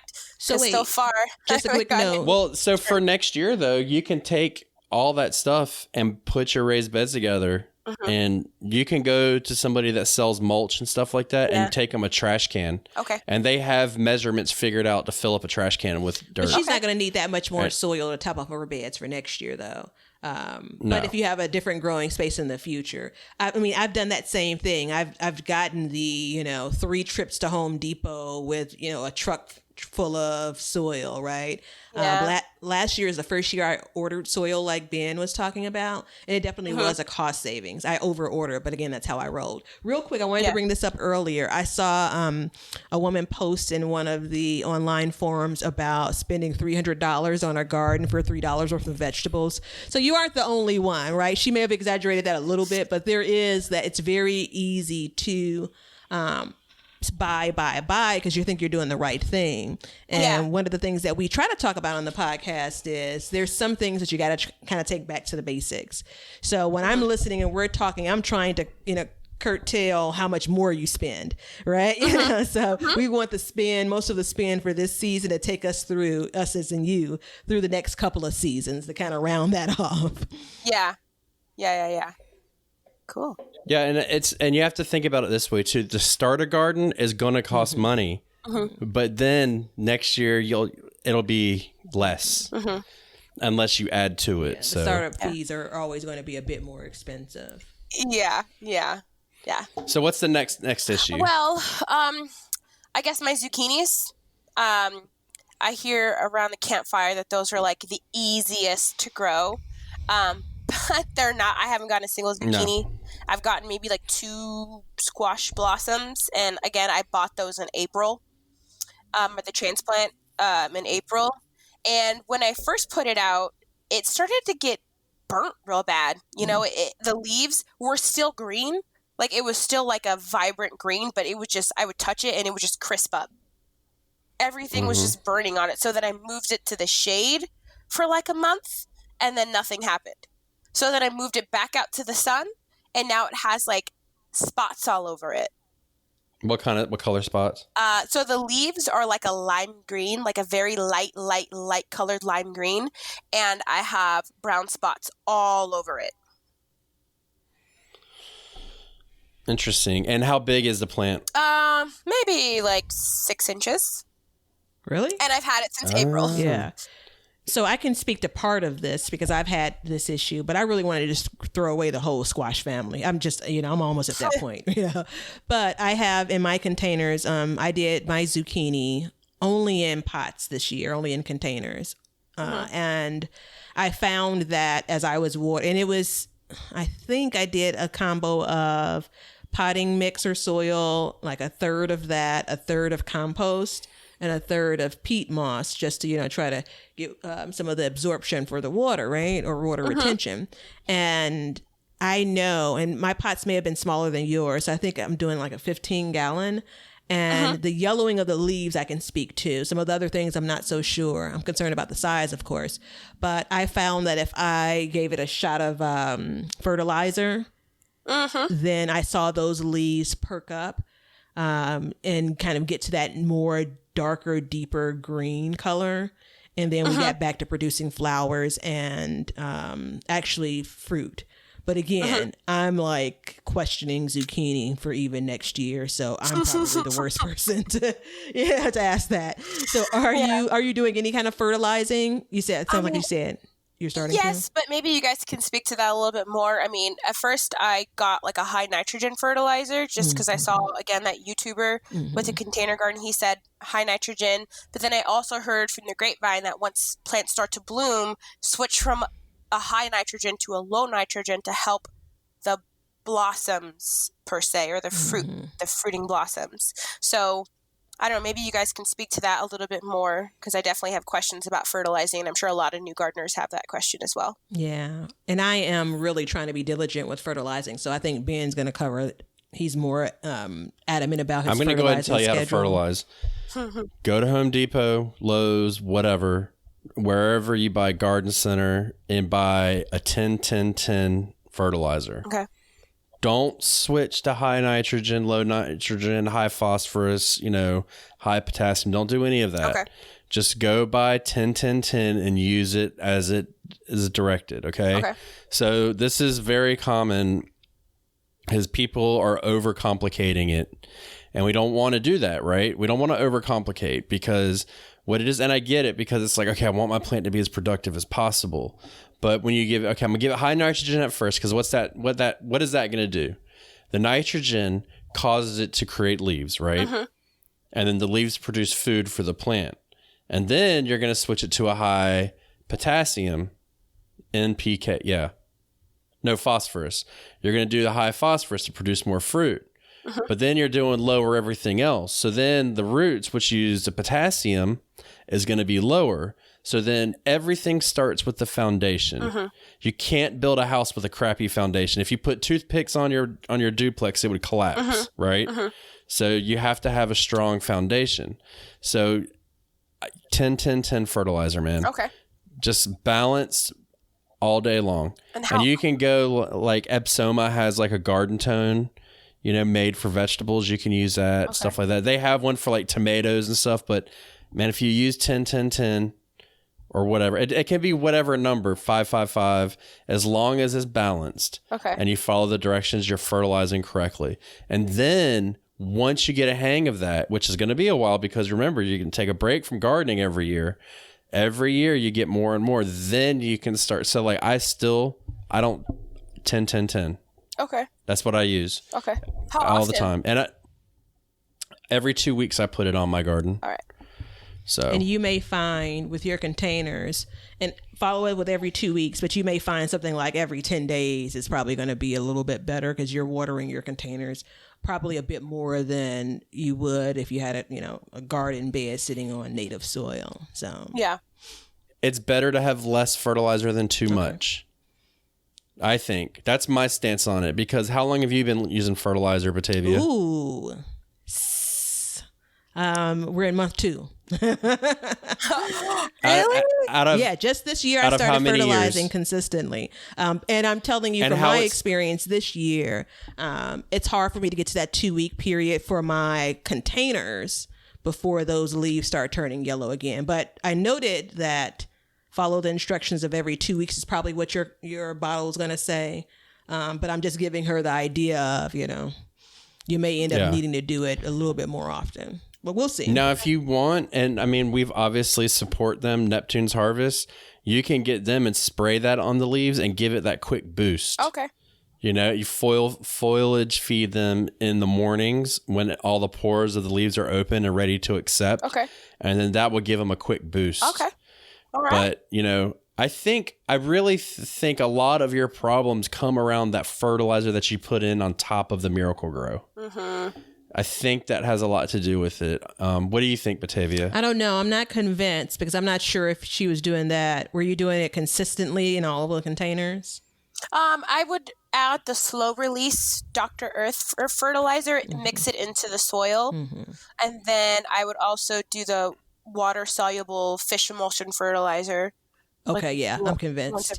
Yeah. I think that Ben hit it on. I think this is a result of over fertilizing, just generally speaking, because initially I thought your container mix, so whatever you're putting in the container, at some point again you're going to water that out. But we're talking now. It's at 5 months, 6 months. What's this? This is the 8th month, just barely 4 months. Yeah, I'm going to go with over loving. And if you've listened to any episode, I'm always over loving on my cabbage, collard greens, and kale. So it happens. Yeah. I'm over loving it in a different kind of way, but. Yeah, I mean, I definitely think that that's probably the case. I mean, I look online and I'm like, why are my leaves yellow? Yeah. And I get 50 different answers. It could be overwatering, underwatering, pest, disease. And I'm like, I hate that part of the internet because I've done that same thing. I've tried to help someone else and it's like, it could be any number of these 3 things. And that's when you just have to break it down and make it smaller. This is though the blessing of being in 9A, right? Because you get another round at a lot of this, a couple of rounds. So you already have the containers, you already have the soil in there, right? We're hoping that the investment is going to be pretty small when it comes to adding a couple of more things to your garden arsenal. But now, unfortunately, you're stuck with us. So now, we're going to have to be checking in and making sure that that cucumber plant and seeds are going to be rebounding here. Do you think I should pull up the cucumber and the zucchini plants and then just start fresh, or should I just keep it in the ground? My vote is keep it in the pot. Ben? Yeah, I would keep. I mean, if you're going to replant zucchini, then you can pull it up, I guess. If it's not, I mean, is it still like 6 inches tall? Shorter than that. And it's been that way. Yeah, I would probably just pull it up and start over. Yeah. That's me, because I'm ruthless. But because, and I mean, again, the whole thing is like you have time. You know what I mean? And being that the issue that has unfolded with it could be, you could have damaged the plant or something. Yeah. We don't know. But I definitely 100%, I would not add any fertilizer to the pot at first. Okay. And just see what happens. And I would also, like Batavia and I had talked about, I would try and water some of that stuff out of it too. Okay. I would just give it like a super deep soaking. Yeah. And then just let it go. Because, I mean, if it's in a pot, it's going to dry out. Yeah. You know what I mean? Mm-hmm. Because, you might also be, like, how often do you water? Every day. You water every day? Every day. Okay. Sometimes it's hard not to with pots, though. It is. Sometimes it's hard not to. When you don't have you skipped a day? Yes, actually. Okay, so it's all situational. Like my raised garden beds that are underneath shade. I have one that's underneath shade, and I have another one that's underneath row cover. So I don't water those every day just because they hold in the water better. But the other part of my garden where the containers are in, that is in full sun 10 hours a day. Full heat of the day sun. So I tend to give that, I'll give it a knuckle check. Like I kind of just rub my knuckle in there to see if it sticks to my knuckle and see how dark it is and how wet it is or moist. How does the leaves look though when you skip the day? Do they wilt? They wilt in the midday. I get home from work at like 1 o'clock in the afternoon. So I'll go out there when I get home from work and I'm like, why are they all wilty? But then I'll go back at night when I water in the evening and I'll go back and they perk right up. So I think that you might be overwatering a little bit. What? No way. I think that you might be overwatering. So I think you have a couple things. I think first of all, they're getting sunburnt because the leaves can get sunburnt. Yeah. And I think because they're not really wilting. So like I have squash plants that wilt in the middle of the day too. And I think it's, I water my garden every other day. Okay. And the heat of the summer, every other day it gets a deep watering because you want to water deep. You don't want to water shallow. Okay. Do you know why that is? If you could probably elaborate on it more because I probably don't have a better understanding. So you water deep because if you water every single day, then the roots know, okay, there's going to be water at the surface of this soil every day.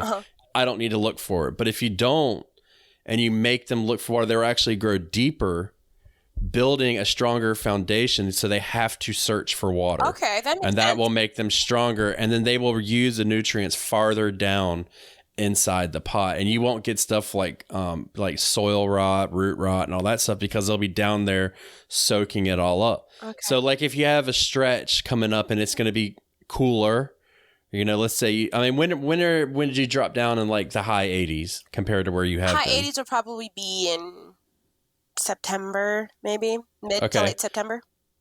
And so then one thing you can do is you can add shade cloth to it. So if you think about it this way, if you put shade cloth directly over top only, it's missing that high heat of the day, the hottest part of the day. So then you're protecting it for 2-3 hours of the day from that just intense heat that you're getting. Okay.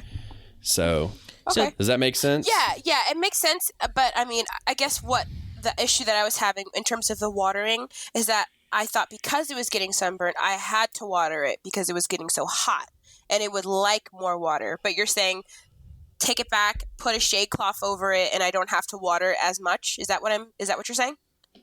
If you go out in the sun right now and splash water in your face, do you get sunburnt still? No. Is that a trick question? It is. Yeah, it is. So if I went outside right now and I just stood outside all day just like this with my arms out and just sat there and somebody sprayed water on me constantly, I would still get sunburnt. Okay. But if I put suntan lotion on or held an umbrella over myself, I would not get as sunburnt. Okay. So the water is feeding the plant. It's not protecting it from getting sunburnt. I see. I get it. Yeah. Okay. So a way that what is a plant made out of? Yeah. So a way that what's the question? Water. Water. Yeah. Oh, so a way What that is a you can plant check made out of? for your water. So you did the knuckle test. What I normally do is put my finger, like my index finger, all the way down. And again, this is a little bit of feel. If I feel like before I get my finger all the way down, it's dry, then I haven't watered enough the last time that I watered. But if I can still feel the dampness once I get my finger all the way down, now generally your plant roots are going to be lower than that. But my thought is, okay, I have watered. I don't need to water now. And to the point of, I was looking outside to see if I had any wilted leaves right now. And that happens in the very hot part of the day. But if you said you came back out in the evening and they've bounced back, then that plant's fine for that day. Like I wouldn't bother watering that evening. For you, I'd probably come back and water the following evening. Okay, so you do like finger to what, like the second knuckle? No, I go out as far as my finger will go down into the soil. Just my finger though. So, and it's just to prevent myself from like putting my whole hand in the soil. I don't want to be that messy. Okay, so then you stick your finger in, and then how deep do you feel? So is it like wet? Do you feel if your tip of the finger, is your tip of the finger? So at what point am I starting to feel like it's drying out? And if I get my full finger in there and it's still wet, I don't bother watering for that day. Really? Mm-hmm.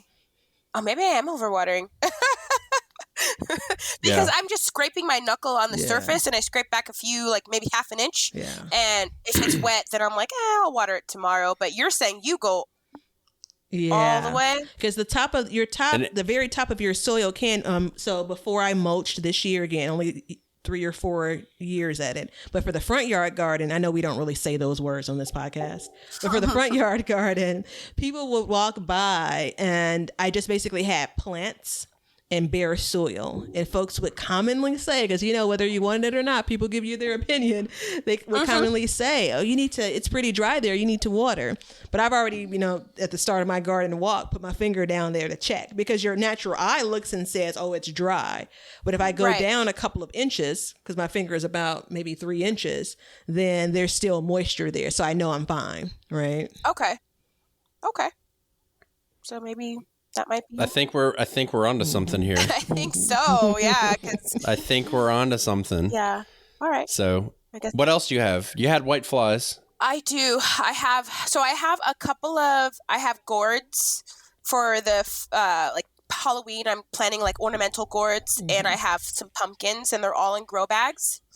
And I'm having a horrible time with white flies. I cannot get rid of them. I will spray it, and they just come back. Okay, so what are you spraying them with? I have this thing called 7. It's like in a 7. Yeah, yep. It's in like a red bottle, and does it say on there that it goes for white flies? I think so. I think that's what it says. But and how often are you treating? I sprayed it once. Yeah. So this is common, very common. Okay. You spray it multiple times. So you got to think you're on an extinction level event here. So those white flies, they've been getting it on. They got Barry White playing out there. They're feasting. They're having a good time. So you got to spray mama, and then you got to spray little man, and then you got to spray again in case little man got his thing on one time too. Got you see what I'm saying? Yeah. So you have to kind of stay on top of it. So usually if you have a bad problem, I do 3 treatments. And I've actually this year done a bi-weekly treatment. Or actually, it's almost weekly. So that's something you can do too. So the tops. My light just turned off. It scared me. Say what? You do the tops and the bottoms of the leaves? The whole plant. Late in the afternoon. Okay. And you said once a week? Yeah, every 10 days, 7 days, 10 days, generally speaking. Okay. Again, the product that you use is going to tell you. I know, like I use BT. I actually mix BT and neem oil together, and then that'll help me with that. So, like right now, I'm fighting pickle worms. BT is I'm gonna say it wrong. Bacillus trachis or something like that. It's a natural enzyme that plants produce to repel insects. Oh. And so it's an organic, and it doesn't sound organic because it's BT, right? But it's organic. And then neem oil is an oil extracted from, I believe it's a neem tree, I think. Yeah. And it makes the plant taste bad to them, so they'll leave. Oh, I see. And then the BT will attack them. Okay, so can I just go to the store and be like, "Hi, can I have BT, please?" Or is it like in something? No, generally you can say I need BT. If you go to, I wouldn't go to a big box store and ask that, but if you went to like a garden center, they'd hook you up. Okay. Yeah, I've not even here seen BT because it's actually on some bottles, and I've not seen it at all. But now Ben and I were talking about, you don't get pure BT. Well, it's but everybody's got a brand for it. You know what I mean? So you just go somewhere and say, I need BT, I need an organic treatment, and then, a garden center will hook you up. So what I was saying was in a garden center, they're going to be basically like, what we have is over there, in most garden centers. And if it's not on the label, which in a lot of cases, the brand doesn't necessarily have it on the label, which I have seen that before, but not in the stores that I've gone to. So your best bet is a nursery or something that's a little bit smaller, and they'll know what you're trying to do. But that's one of the reasons. When I say garden center, that's what I mean. I don't mean like Lowe's garden center or anything like that. I got about what you were saying. That's one of the reasons why I can't stand having to do this. I think you're past the point of like trying to avoid this. I think you have to, Ashley. But for me, like it's that whole cycle of it, because he's exactly right. You just can't do it the one time. Right. Okay. You know, you have to kind of keep with that cycle. I despise it. It's one of the things that I don't like about gardening. However, I'm not experiencing some of the intruder damage that you are. So if I were, I would follow that advice. Yeah. Like I had flea beetles as well that were attacking some of my eggplants and zucchinis and cucumbers when I first bought them in April. And that's just something I think is just in my area. We have a lot of flea beetles. I fought those this year. Oh, you did? How'd you? 2 treatments and they were gone. What did you do? BT? BT and neem oil. I need to get on that. What am I doing? Yeah. Today the is brand the that I first day use of the is, rest of your garden life. The brand I use is called Safer. Safer. Safer. Okay. Yeah. Okay. So, and I use that. I mean, because I had it last year. And I mean, I went out there and checked on my okra plants and I was like, damn. I mean, you couldn't even see green on it. Yeah. And so I was like, all right. And I just let it go. Mm-hmm. You know what I mean? Because I was like, this is too far gone. It was just in such bad shape. Yeah. And then this year came back and I was like, nah. And I went out there and treated it and I haven't had an issue. Now, which plants was this on again? It's on everything. Okay. So I don't know. It's so hard to tell what is like flea beetle damage, what is like whitefly damage, what is aphid damage, what is. I mean, again, probably it's easier for you guys, but being a new gardener, always, I'm just like, what is the? It's not easy for us. We look at it, and I saw some. I have on some lettuce today. I have to, and I almost took a picture of it. And I'm just like, you know what? It's poop. I'm not even going to try to track down what kind of poop it is. Yeah. Oh no. And that's the beauty of that BT and neem oil, though, is it'll treat all 3 of those things. Okay, there's another pest that I have that's just wrecking my stuff, and I actually sent it to you, Ben, when I first started following you on Instagram. Is the leaf miners are insane, and I know a lot of people are just like, leaf miners are only bad aesthetically. They're so bad on my squash and my pumpkin that it's turning just yellow and like dropping. Because it's just so infested with leaf miners. So at this point, I was just like, do I need to purchase like their natural predator and put them in my garden? Because it's so hard for me to get on top of. And like once they're there, it's too late. The damage is done. Yeah. I'm looking it up right now. So I've not had I want to make sure I'm not going to lie. While he looks it up, I do want to go back to the question on should you pull the plant? We were talking about zucchini and cucumber. So generally, I was responding saying leave it and thinking, okay, the plant is generally healthy. But I'm going to come back around and say for some of these plants where you have a lot of damage, since your growing season is much longer, peppers, I don't know that you have, let's see, December, September, October, November, maybe even start new with a pepper plant. But these other things that you're growing, I'm going to go with, if there's a lot of damage, instead of trying to now treat, pull what you think you want to pull and then you have time to start over with, because now you can kind of take what we've learned here and apply that cycle to it versus trying to combat it midway through if there's a lot of damage. You can trim the leaves off with it on there and give it a hard cutback. And I just wanted to make sure, because I haven't fought leaf miner in a long time, but that BT will take care of it. Okay. But once they get in the leaves, it's hard to control them. Yeah. So you have to spray, remove, spray. So you need to be on like a regimen at this point to try and get everything under control. Okay. And that's why these garden walks in the mornings are so important for people, because you can identify, if you go out in your garden every day for 5 minutes, you will identify problems as they arise. And then you have time, because what's happening is you're looking at it and you're like, oh shit, I got these weird lines out here, man. Well, at that point, you're almost too late. Okay. Right.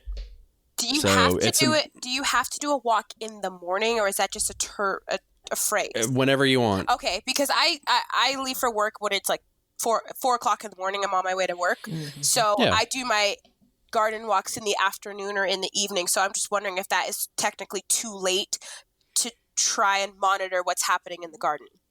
No, you'll notice things day by day as you go out. As long as you're out there and you see it and each day things are changing, and you'll say, wait, that plant looks different. Yeah. And then that will give you time, instead of being like, wait, my plant's dead. What do I do? So it kind of gives you that moment of like being able to get on it. Yeah, it's more about the frequency rather than the specific time of day. Okay. So your evening walk, right? Your evening garden walk is just fine. Yeah, my evening garden walk. Okay, cool. Anything else? Yeah, I guess like one last issue that I had that I wanted to talk about was I have bees in my garden, but my pumpkins are not pollinating. They're dropping off. Like I had a fully formed female flower on one of my. Okay. I bought a winter squash mix. So all different kinds of stuff in the packet. And they said that I could plant 4 seeds in a grow bag or on a hill. So 4 different types of vines, 4 different types of pollen. And I'm getting female flowers, and I hear the bees. I have, like today I saw like 10 bees in that area. Nothing's getting pollinated. So I don't know if the bees are just hopping from one vine that's a different type of vegetable or fruit and then hopping to the other female flower that's not on the same vine. Does it have to be the same vine for it to be pollinated? Am I It has to be the same species. Say that one more time. The same species. Same species. Same so species. pumpkins. Yes, there it is. Yeah, sorry. Pumpkins need to be fertilized by pumpkins. So they're falling off because they're not getting pollinated in time. So it's, it's kind of like humans. We have a finite amount of time when we can have babies generally, right? Up until menopause. Well, plants just go through menopause way, way faster. So when the flower opens, it is a finite amount of time for it to be pollinated. Yeah, so if you have those things, so that being said, I believe if you had a winter squash and a pumpkin pollinate each other, you would get like a hybrid squash pumpkin thing. Correct? Batavia? I mean, that's how you make like a hybrid. Yeah, like I'm not convinced about melon. that either. I mean, I think you'd have to be tracking the bee to see where he goes from one place or where she goes to another place. Well, what I'm saying is that it's being pollinated. The chances are like, because my first initial thought was like, okay, if you have winter squash, butternut squash, and pumpkin all on the same hill, then that bee might not be pollinating it with the right pollen. But then in my mind, before I even opened my mouth, I was like, wait a second, it doesn't really matter. It's still going to get pollinated. Correct? Yeah. So I'm thinking that really? My initial thought when you were describing it, 2 things. One, I'm wondering if you're saying it without saying it. So the way you introduced it, almost felt like, are they too close together? Are you crowding? I'm getting. I don't think it has anything to do with the pollination, but I'm just wondering, as a separate note, we need to take a look at the spacing on that, because you've introduced a couple of things like that, and I don't know if it's just kind of the panic of maybe I've put them too close together, or maybe they are too close together. But I'm notorious for it, so there's that. But I was looking at some of my squash, winter squash, and I was trying to tie them up, and I noticed the same thing. Bees were just rolling around, and you could literally watch the bee go to a blossom or bloom that had closed already, and you could see it buzzing around like, do not enter, and then it moves on. So you may have a lot of blooms or flowers or whatever, but the question is, to Ben's point, are they open and ready to be entered? It's getting kind of wild and crazy here, but I can answer everything right now. I have it all figured out. Okay, shoot. You ready? Let's do it. Are you ready, Batavia? I'm always ready. Wait.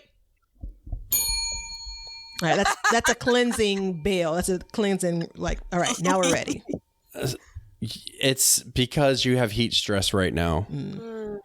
And the plant's stressing out, and it's like, how am I going to survive? So it's going to naturally try and survive.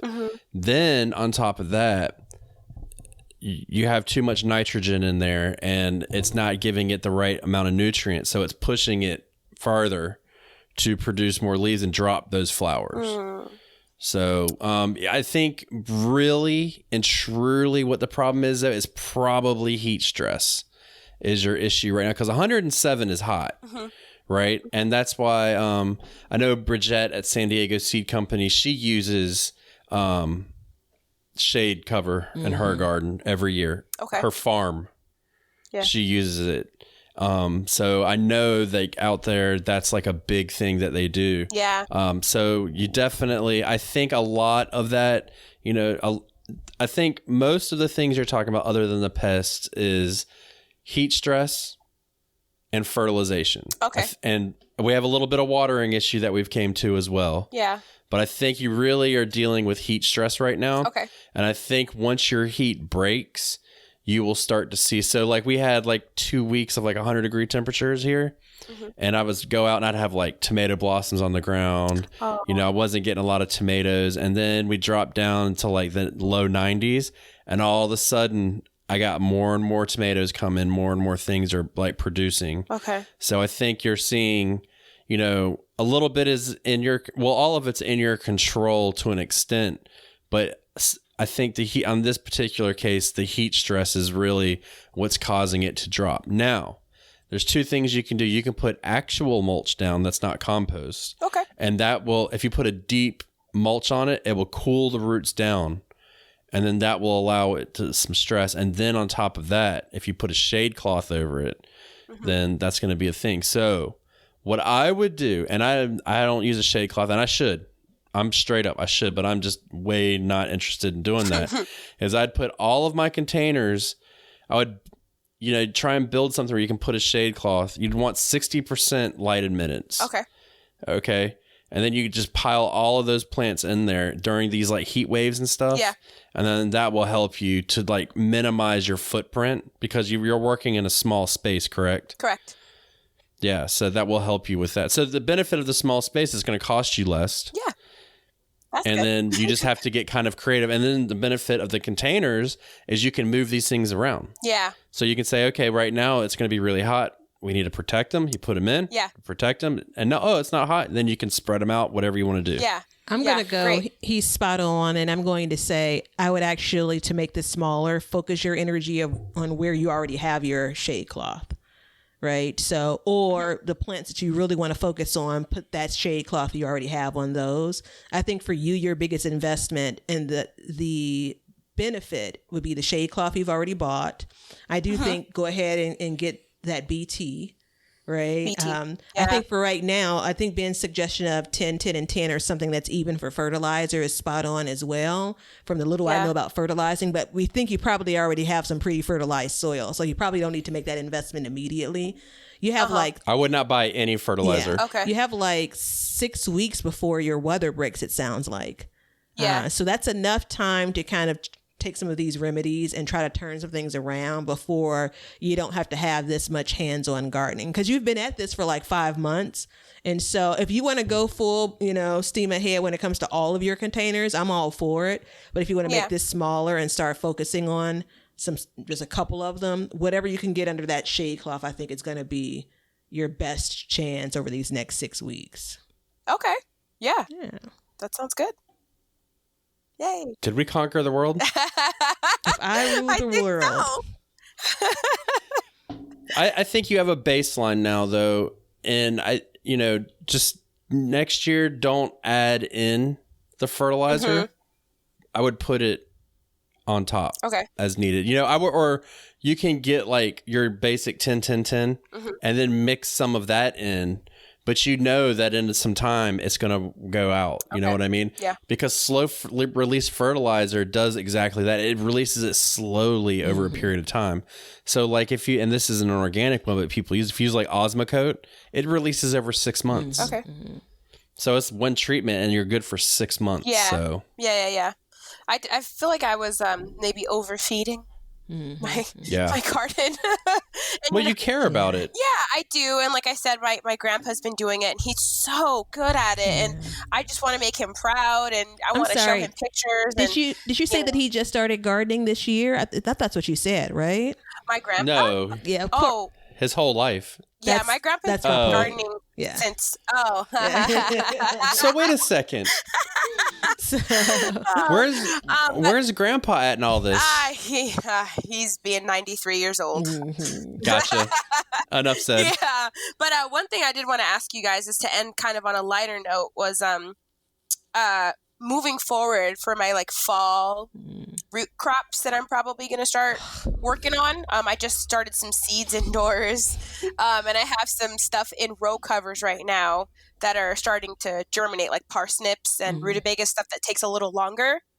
So I have it underneath the row cover to help with some of the pest issues and some of the heat issues. But I just wanted to see if you guys had any, I guess, tips on new gardeners that are starting for a new season of stuff. Yes, Ben. Do you have any tips for us new gardeners that are going to start a fall garden? Don't you roll your eyes at me, young lady. Oh, it's exhausting in my mind. Actually, it's going better. It's all about protecting. It's all about protecting from heat right now. Okay, so your rutabagas. Like I just planted my rutabagas, but my first supposed frost date's like October 29th, but it could very well be like the middle. No, I think it's like November 15th or something. So, but that being said, like that stuff supposedly gets sweeter as it gets cooler. So you have to be very careful. Like in your case, I think you may have jumped the gun a little bit. And I'm going to refer you to Bridget at San Diego Seed Company just because she's in your zone. Yeah. She runs a farm. And when I say farm, I mean, she's growing the same stuff we are. It's just, we're all urban farmers. So she's growing that stuff and she's got videos and stuff like that on her Instagram. And I believe YouTube, they do like short little videos about when to start for your zone, because that's when they really give their tips. And I mean, tips and advice are for every single zone, but specifically being in San Diego, they discuss that zone. And I don't think she's quite started her fall garden yet. Really? Okay. So, I would, if I were you, I'm thinking I would wait about a month probably and focus on what you've got going on now. Yeah. Okay. You know what I mean?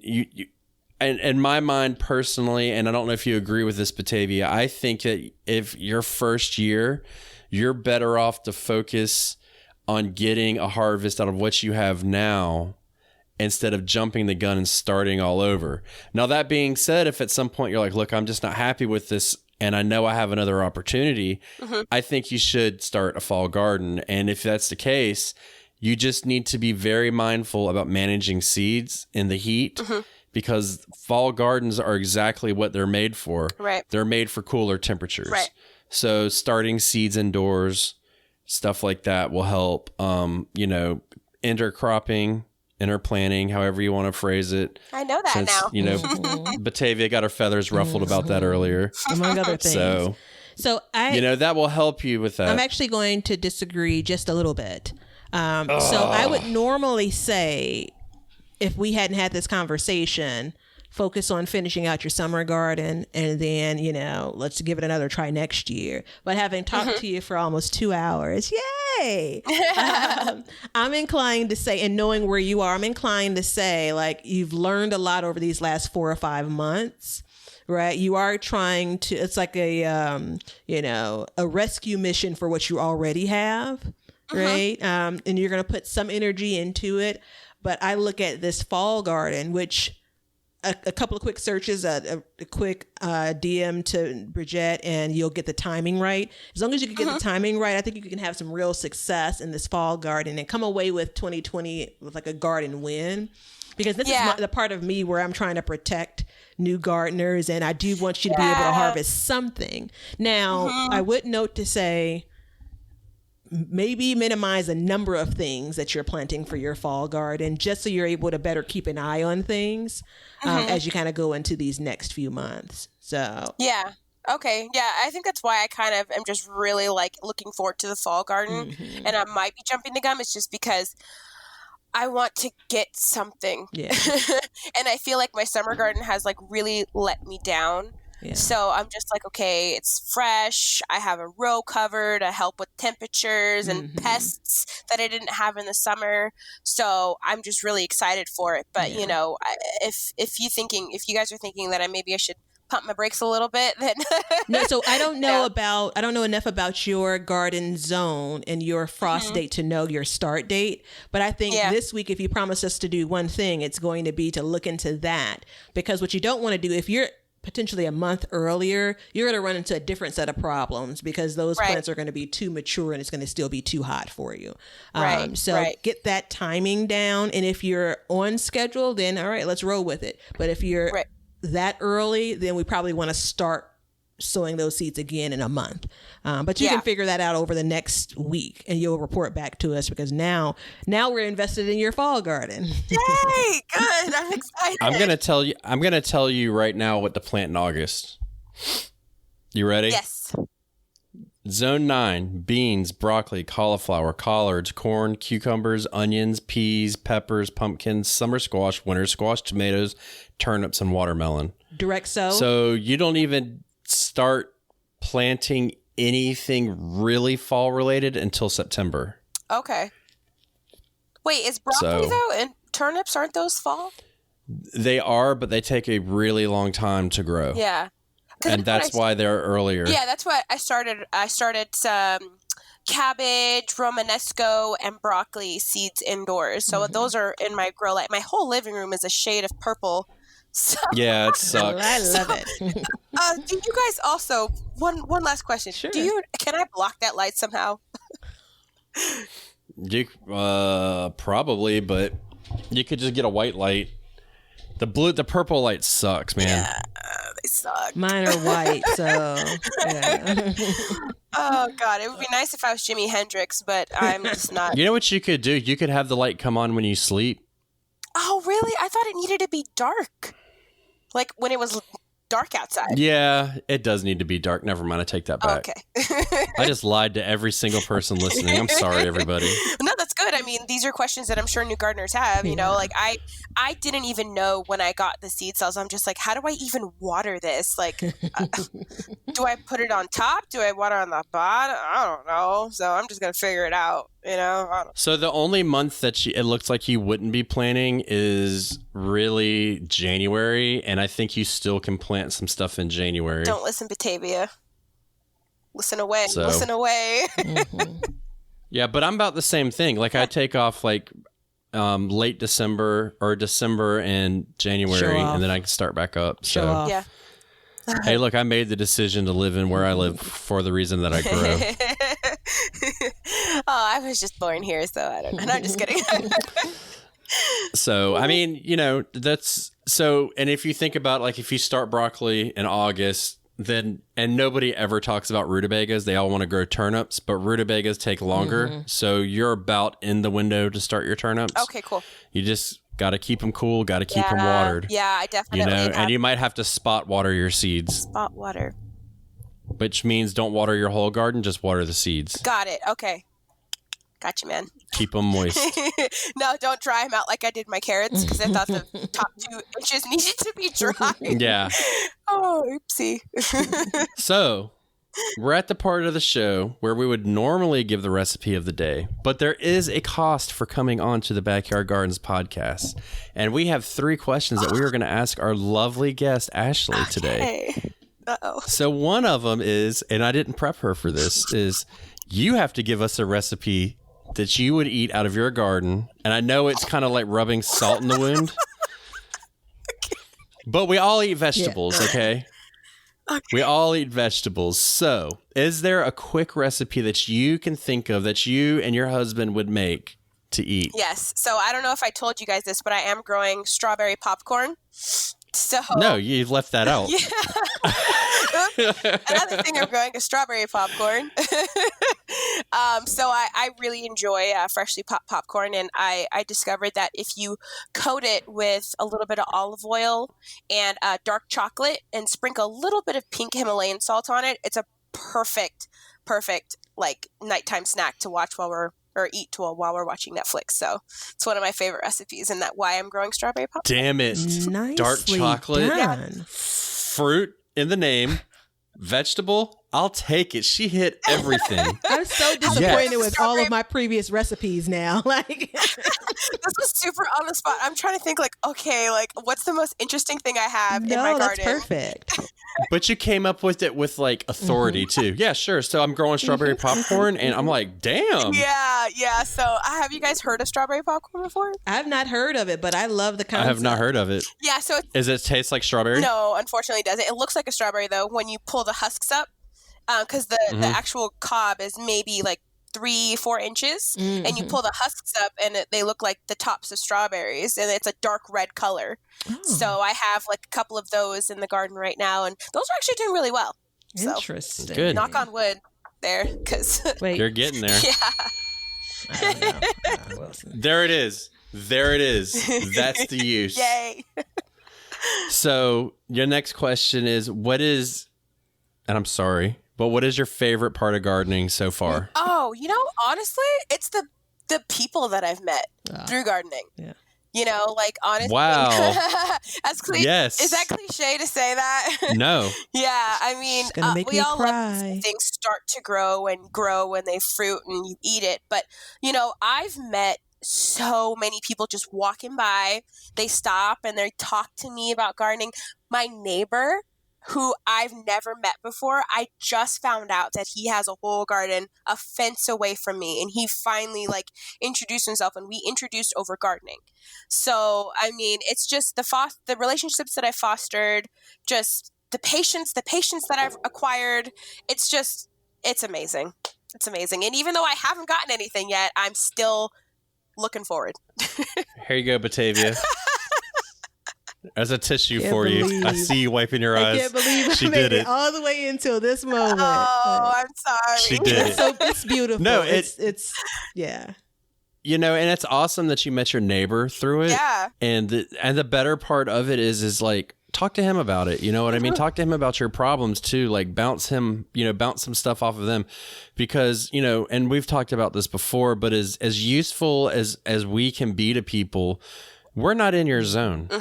You know what I mean? Like, we all can kind of work around our zone, but unfortunately, like zone 9 and higher, like 9, 10 and all that, it's so different. Like 8 is like my zone is like the cutoff. Yeah. Where you still get a hard freeze, or not a hard freeze, but we still get freeze. Our gardens will go to sleep for a short time. Yeah. But yours will pretty much always grow. Yeah. You know what I mean? And just so you're going to have things like your bugs won't get killed off, which is why you're having these issues with these pests and stuff. They don't die. No. They just thrive. Yeah. So Yeah. that's awesome. Yeah, I think so. So and being that you're a beginner gardener and you're having these issues, if you can give somebody one tip that's going to start a garden or that has started their garden, what would it be? Oh, gosh, I feel like I'm being so cliche, but I just have to say, if somebody were to come to me and biggest piece of advice, don't give up. Don't There it is. give up. Like, there's so many times where I've just stormed in my house, cried to my mom. The next day, the next 12 hours later, I had eggplants. I had those blossoms that I never thought would bloom. I had that. So don't give up. Yep. Just don't do it. That's awesome. No. and that's the thing. And a more practical tip is stick your finger all the way in there to make sure that it's dry and don't overwater it. Damn. Yeah. I got 2 women on the podcast, and I was just about to pull a Michael Scott joke, and I pulled back. I've never pulled back before, but You said a Michael Scott joke? yeah. What joke? That's what she said. Oh, God. I know. I can't help it. I'm sorry. I'm sorry. You're fine. I love The Office, so you're good. I'll allow it. Batavia rolls her eyes at me when I say it. It's fitting. It's fitting. I literally texted my boss. We were on a webinar earlier, and it may or may not have been close to that. So I'm with you. No, I think those are great tips. And I think the one about giving up is really good because, the first year you do struggle, Yeah. and especially when you live in 107 degrees is hot, and I was thinking about this the other day. I was like, You know, how amazing is a garden? You know, it sits out there in 107 degrees and just cooks all day and still grows. Yeah. We can't do that. We sit in our AC with it pumped down to 70 some degrees, 60 some people, and we're like, damn, it's hot. Yeah. And we come inside and they don't get no water. So what do? They reach for the water. Right.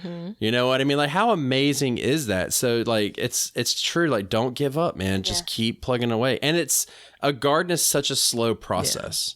Which goes back to the and in the world we live in, and in the world we live in today, it can be very hard for us to, we want to have that gratification right away. And essentially what you've done is you've stepped back in time by starting a garden, and you're having to learn the patience, and you've learned the determination that we don't, because you could just be like, screw this, I'm going to go buy me a tomato, or excuse me, she doesn't eat tomatoes, I'm going to go buy me a pepper. Oh, yeah, no.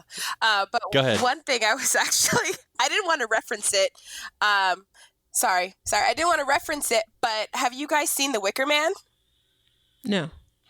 No. Oh, you guys, okay, so then maybe that reference. Do I need to? But it's basically this old, like, Swedish movie where they lure this, like, person to their island that they're known for having these bountiful harvests, and they don't have a harvest one year and they're starving, so they have to lure this person in and like burn them at the stake so that their garden finally grows. And I was gonna reference that. I have seen a little bit of this. 70s, maybe? Was it all women? I'm watching this. It was a lot of women. It was a lot of women there. Yeah. I'm on it.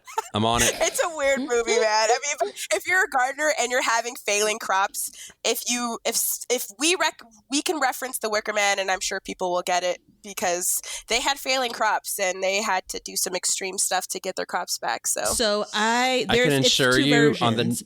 I just looked it up. There's a 1973 version, the original, I'm sure. I saw a little bit of the Nicolas Cage version as you were describing it. That one's from 2006. Yeah. Weird. Yeah. Maybe I did see the Nicolas Cage. I don't know. I don't remember. Yeah. But I can guarantee you this: there will be references from here on out because that sounds amazing. Wait, that was what? Let's try that again. Rewind. There you go. There we go. I love it. So, I hope that. Well, first of all, Ashley, have you gained anything from this? Oh my gosh, yes. Yes. Okay. I'm going to stop throwing away my money on fertilizer. Yeah. So and remember this, people grew without fertilizer for thousands of years. They did. Not years, not hundreds of years, but thousands, tens of thousands of years. So, and I mean, the Native Americans would bury a fish under their corn and stuff like that. So they would do it, but they didn't, they didn't know what the chemical makeup of it was. Right. So, my suggestion is stop analyzing it, stay off of YouTube, and grow your shit. Yeah. Yeah. You know what I mean? Like, straight up. Like, and don't let people that you see with these massive harvests, like, don't let them get you down. Okay. You know what I mean? So that's why I don't post harvest on Instagram anymore. I don't know if you've noticed, but I don't post my harvest. Yeah. I'm working on a harvest video this week. Stay tuned for it. Yes, Batavia's part of the problem, but I don't think I'm joking. You know that. So I just, a couple of notes from me, like, you're just put some dirt in a pot and go after it. I'm uber impressed by the number of things you're trying to grow and being 4 or 5 months into it, having encountered what you did. I know for sure now, listening to you, that my first year or two of gardening, I didn't experience some of the troubles that you experienced. And I want to believe that version of Batavia would have still went at it. But I can't say for sure. So I applaud you for that. Thank you. And it sounds like you have a plan that we can tweak just a little bit as you go forward for fall. So I'm thinking, and you may find that you just generally have more success with a fall garden. We don't know. We'll figure that out. But thanks for spending the time with us this afternoon. Absolutely. Thank you guys for inviting me on here. Absolutely. Well, I want to say this. I want you, when we get off here, Ashley, I want you to pick up your phone, and a year from today, we want you back on here. Yeah. I want an update in 1 year. Yes. I want to know what's different. Yeah. And I want you to do me one favor. I want you to plant an herb. Okay. Of course. Okay. All right. Shut up, Batavia. I don't even want to hear your crap about this. And the reason why is because it's a plant that you can literally torture to get the best flavor out of, and it will help you boost your confidence in your gardening. Okay. So, basil, and then you can move to cilantro in the fall, but like get you a basil plant and grow it. Okay. And see how that does for you, Yeah. I think that'll work. Yeah. So I know Batavia, like, here he goes with the herbs again, but it only took us 2 hours to get there. Hey, thanks for your work and getting up every morning. Thanks for being an essential worker. We appreciate you. Thank you for saying that. That's so sweet. Thank you. Yes, thank you. Oh, yeah. It's okay, everybody. We've conquered the world. We'll find out in 1 year if we conquer the world, that is. Or else Ashley is going to just smug us all over Instagram and tell them that everybody we gave the worst advice. So the jury is out. But we thank you for coming on. We want everybody to be safe. Wear a mask. Don't wear a mask in your car by yourself. It's ridiculous. And wash your hands. And get your ass out in your garden and grow. Is there anything you want to tell the people, Ashley? Oh, just don't give up. Don't there it is. Give up. Hashtag don't give up. Overwater, over fertilize. And Batavia, on cue. See ya. This episode is proudly brought to you by San Diego Seed Company, a company that is dedicated to providing organic heirloom varieties of seeds for your small urban farm. That's right. You heard me.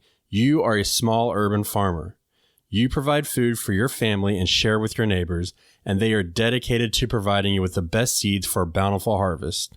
Check them out at sandiegoseedcompany.com or on social media at, you guessed it, San Diego Seed Company.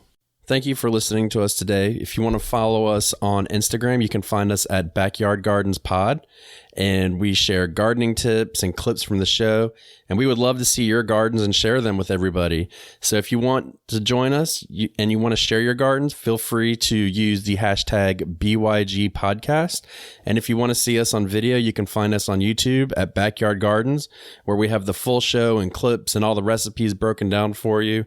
And until next time, learn to grow and grow for change, and we're going to call it a wrap. Now you know why people feel like celebrating at harvest time. All over the world, people have feasting and good times when the crops have been gathered in.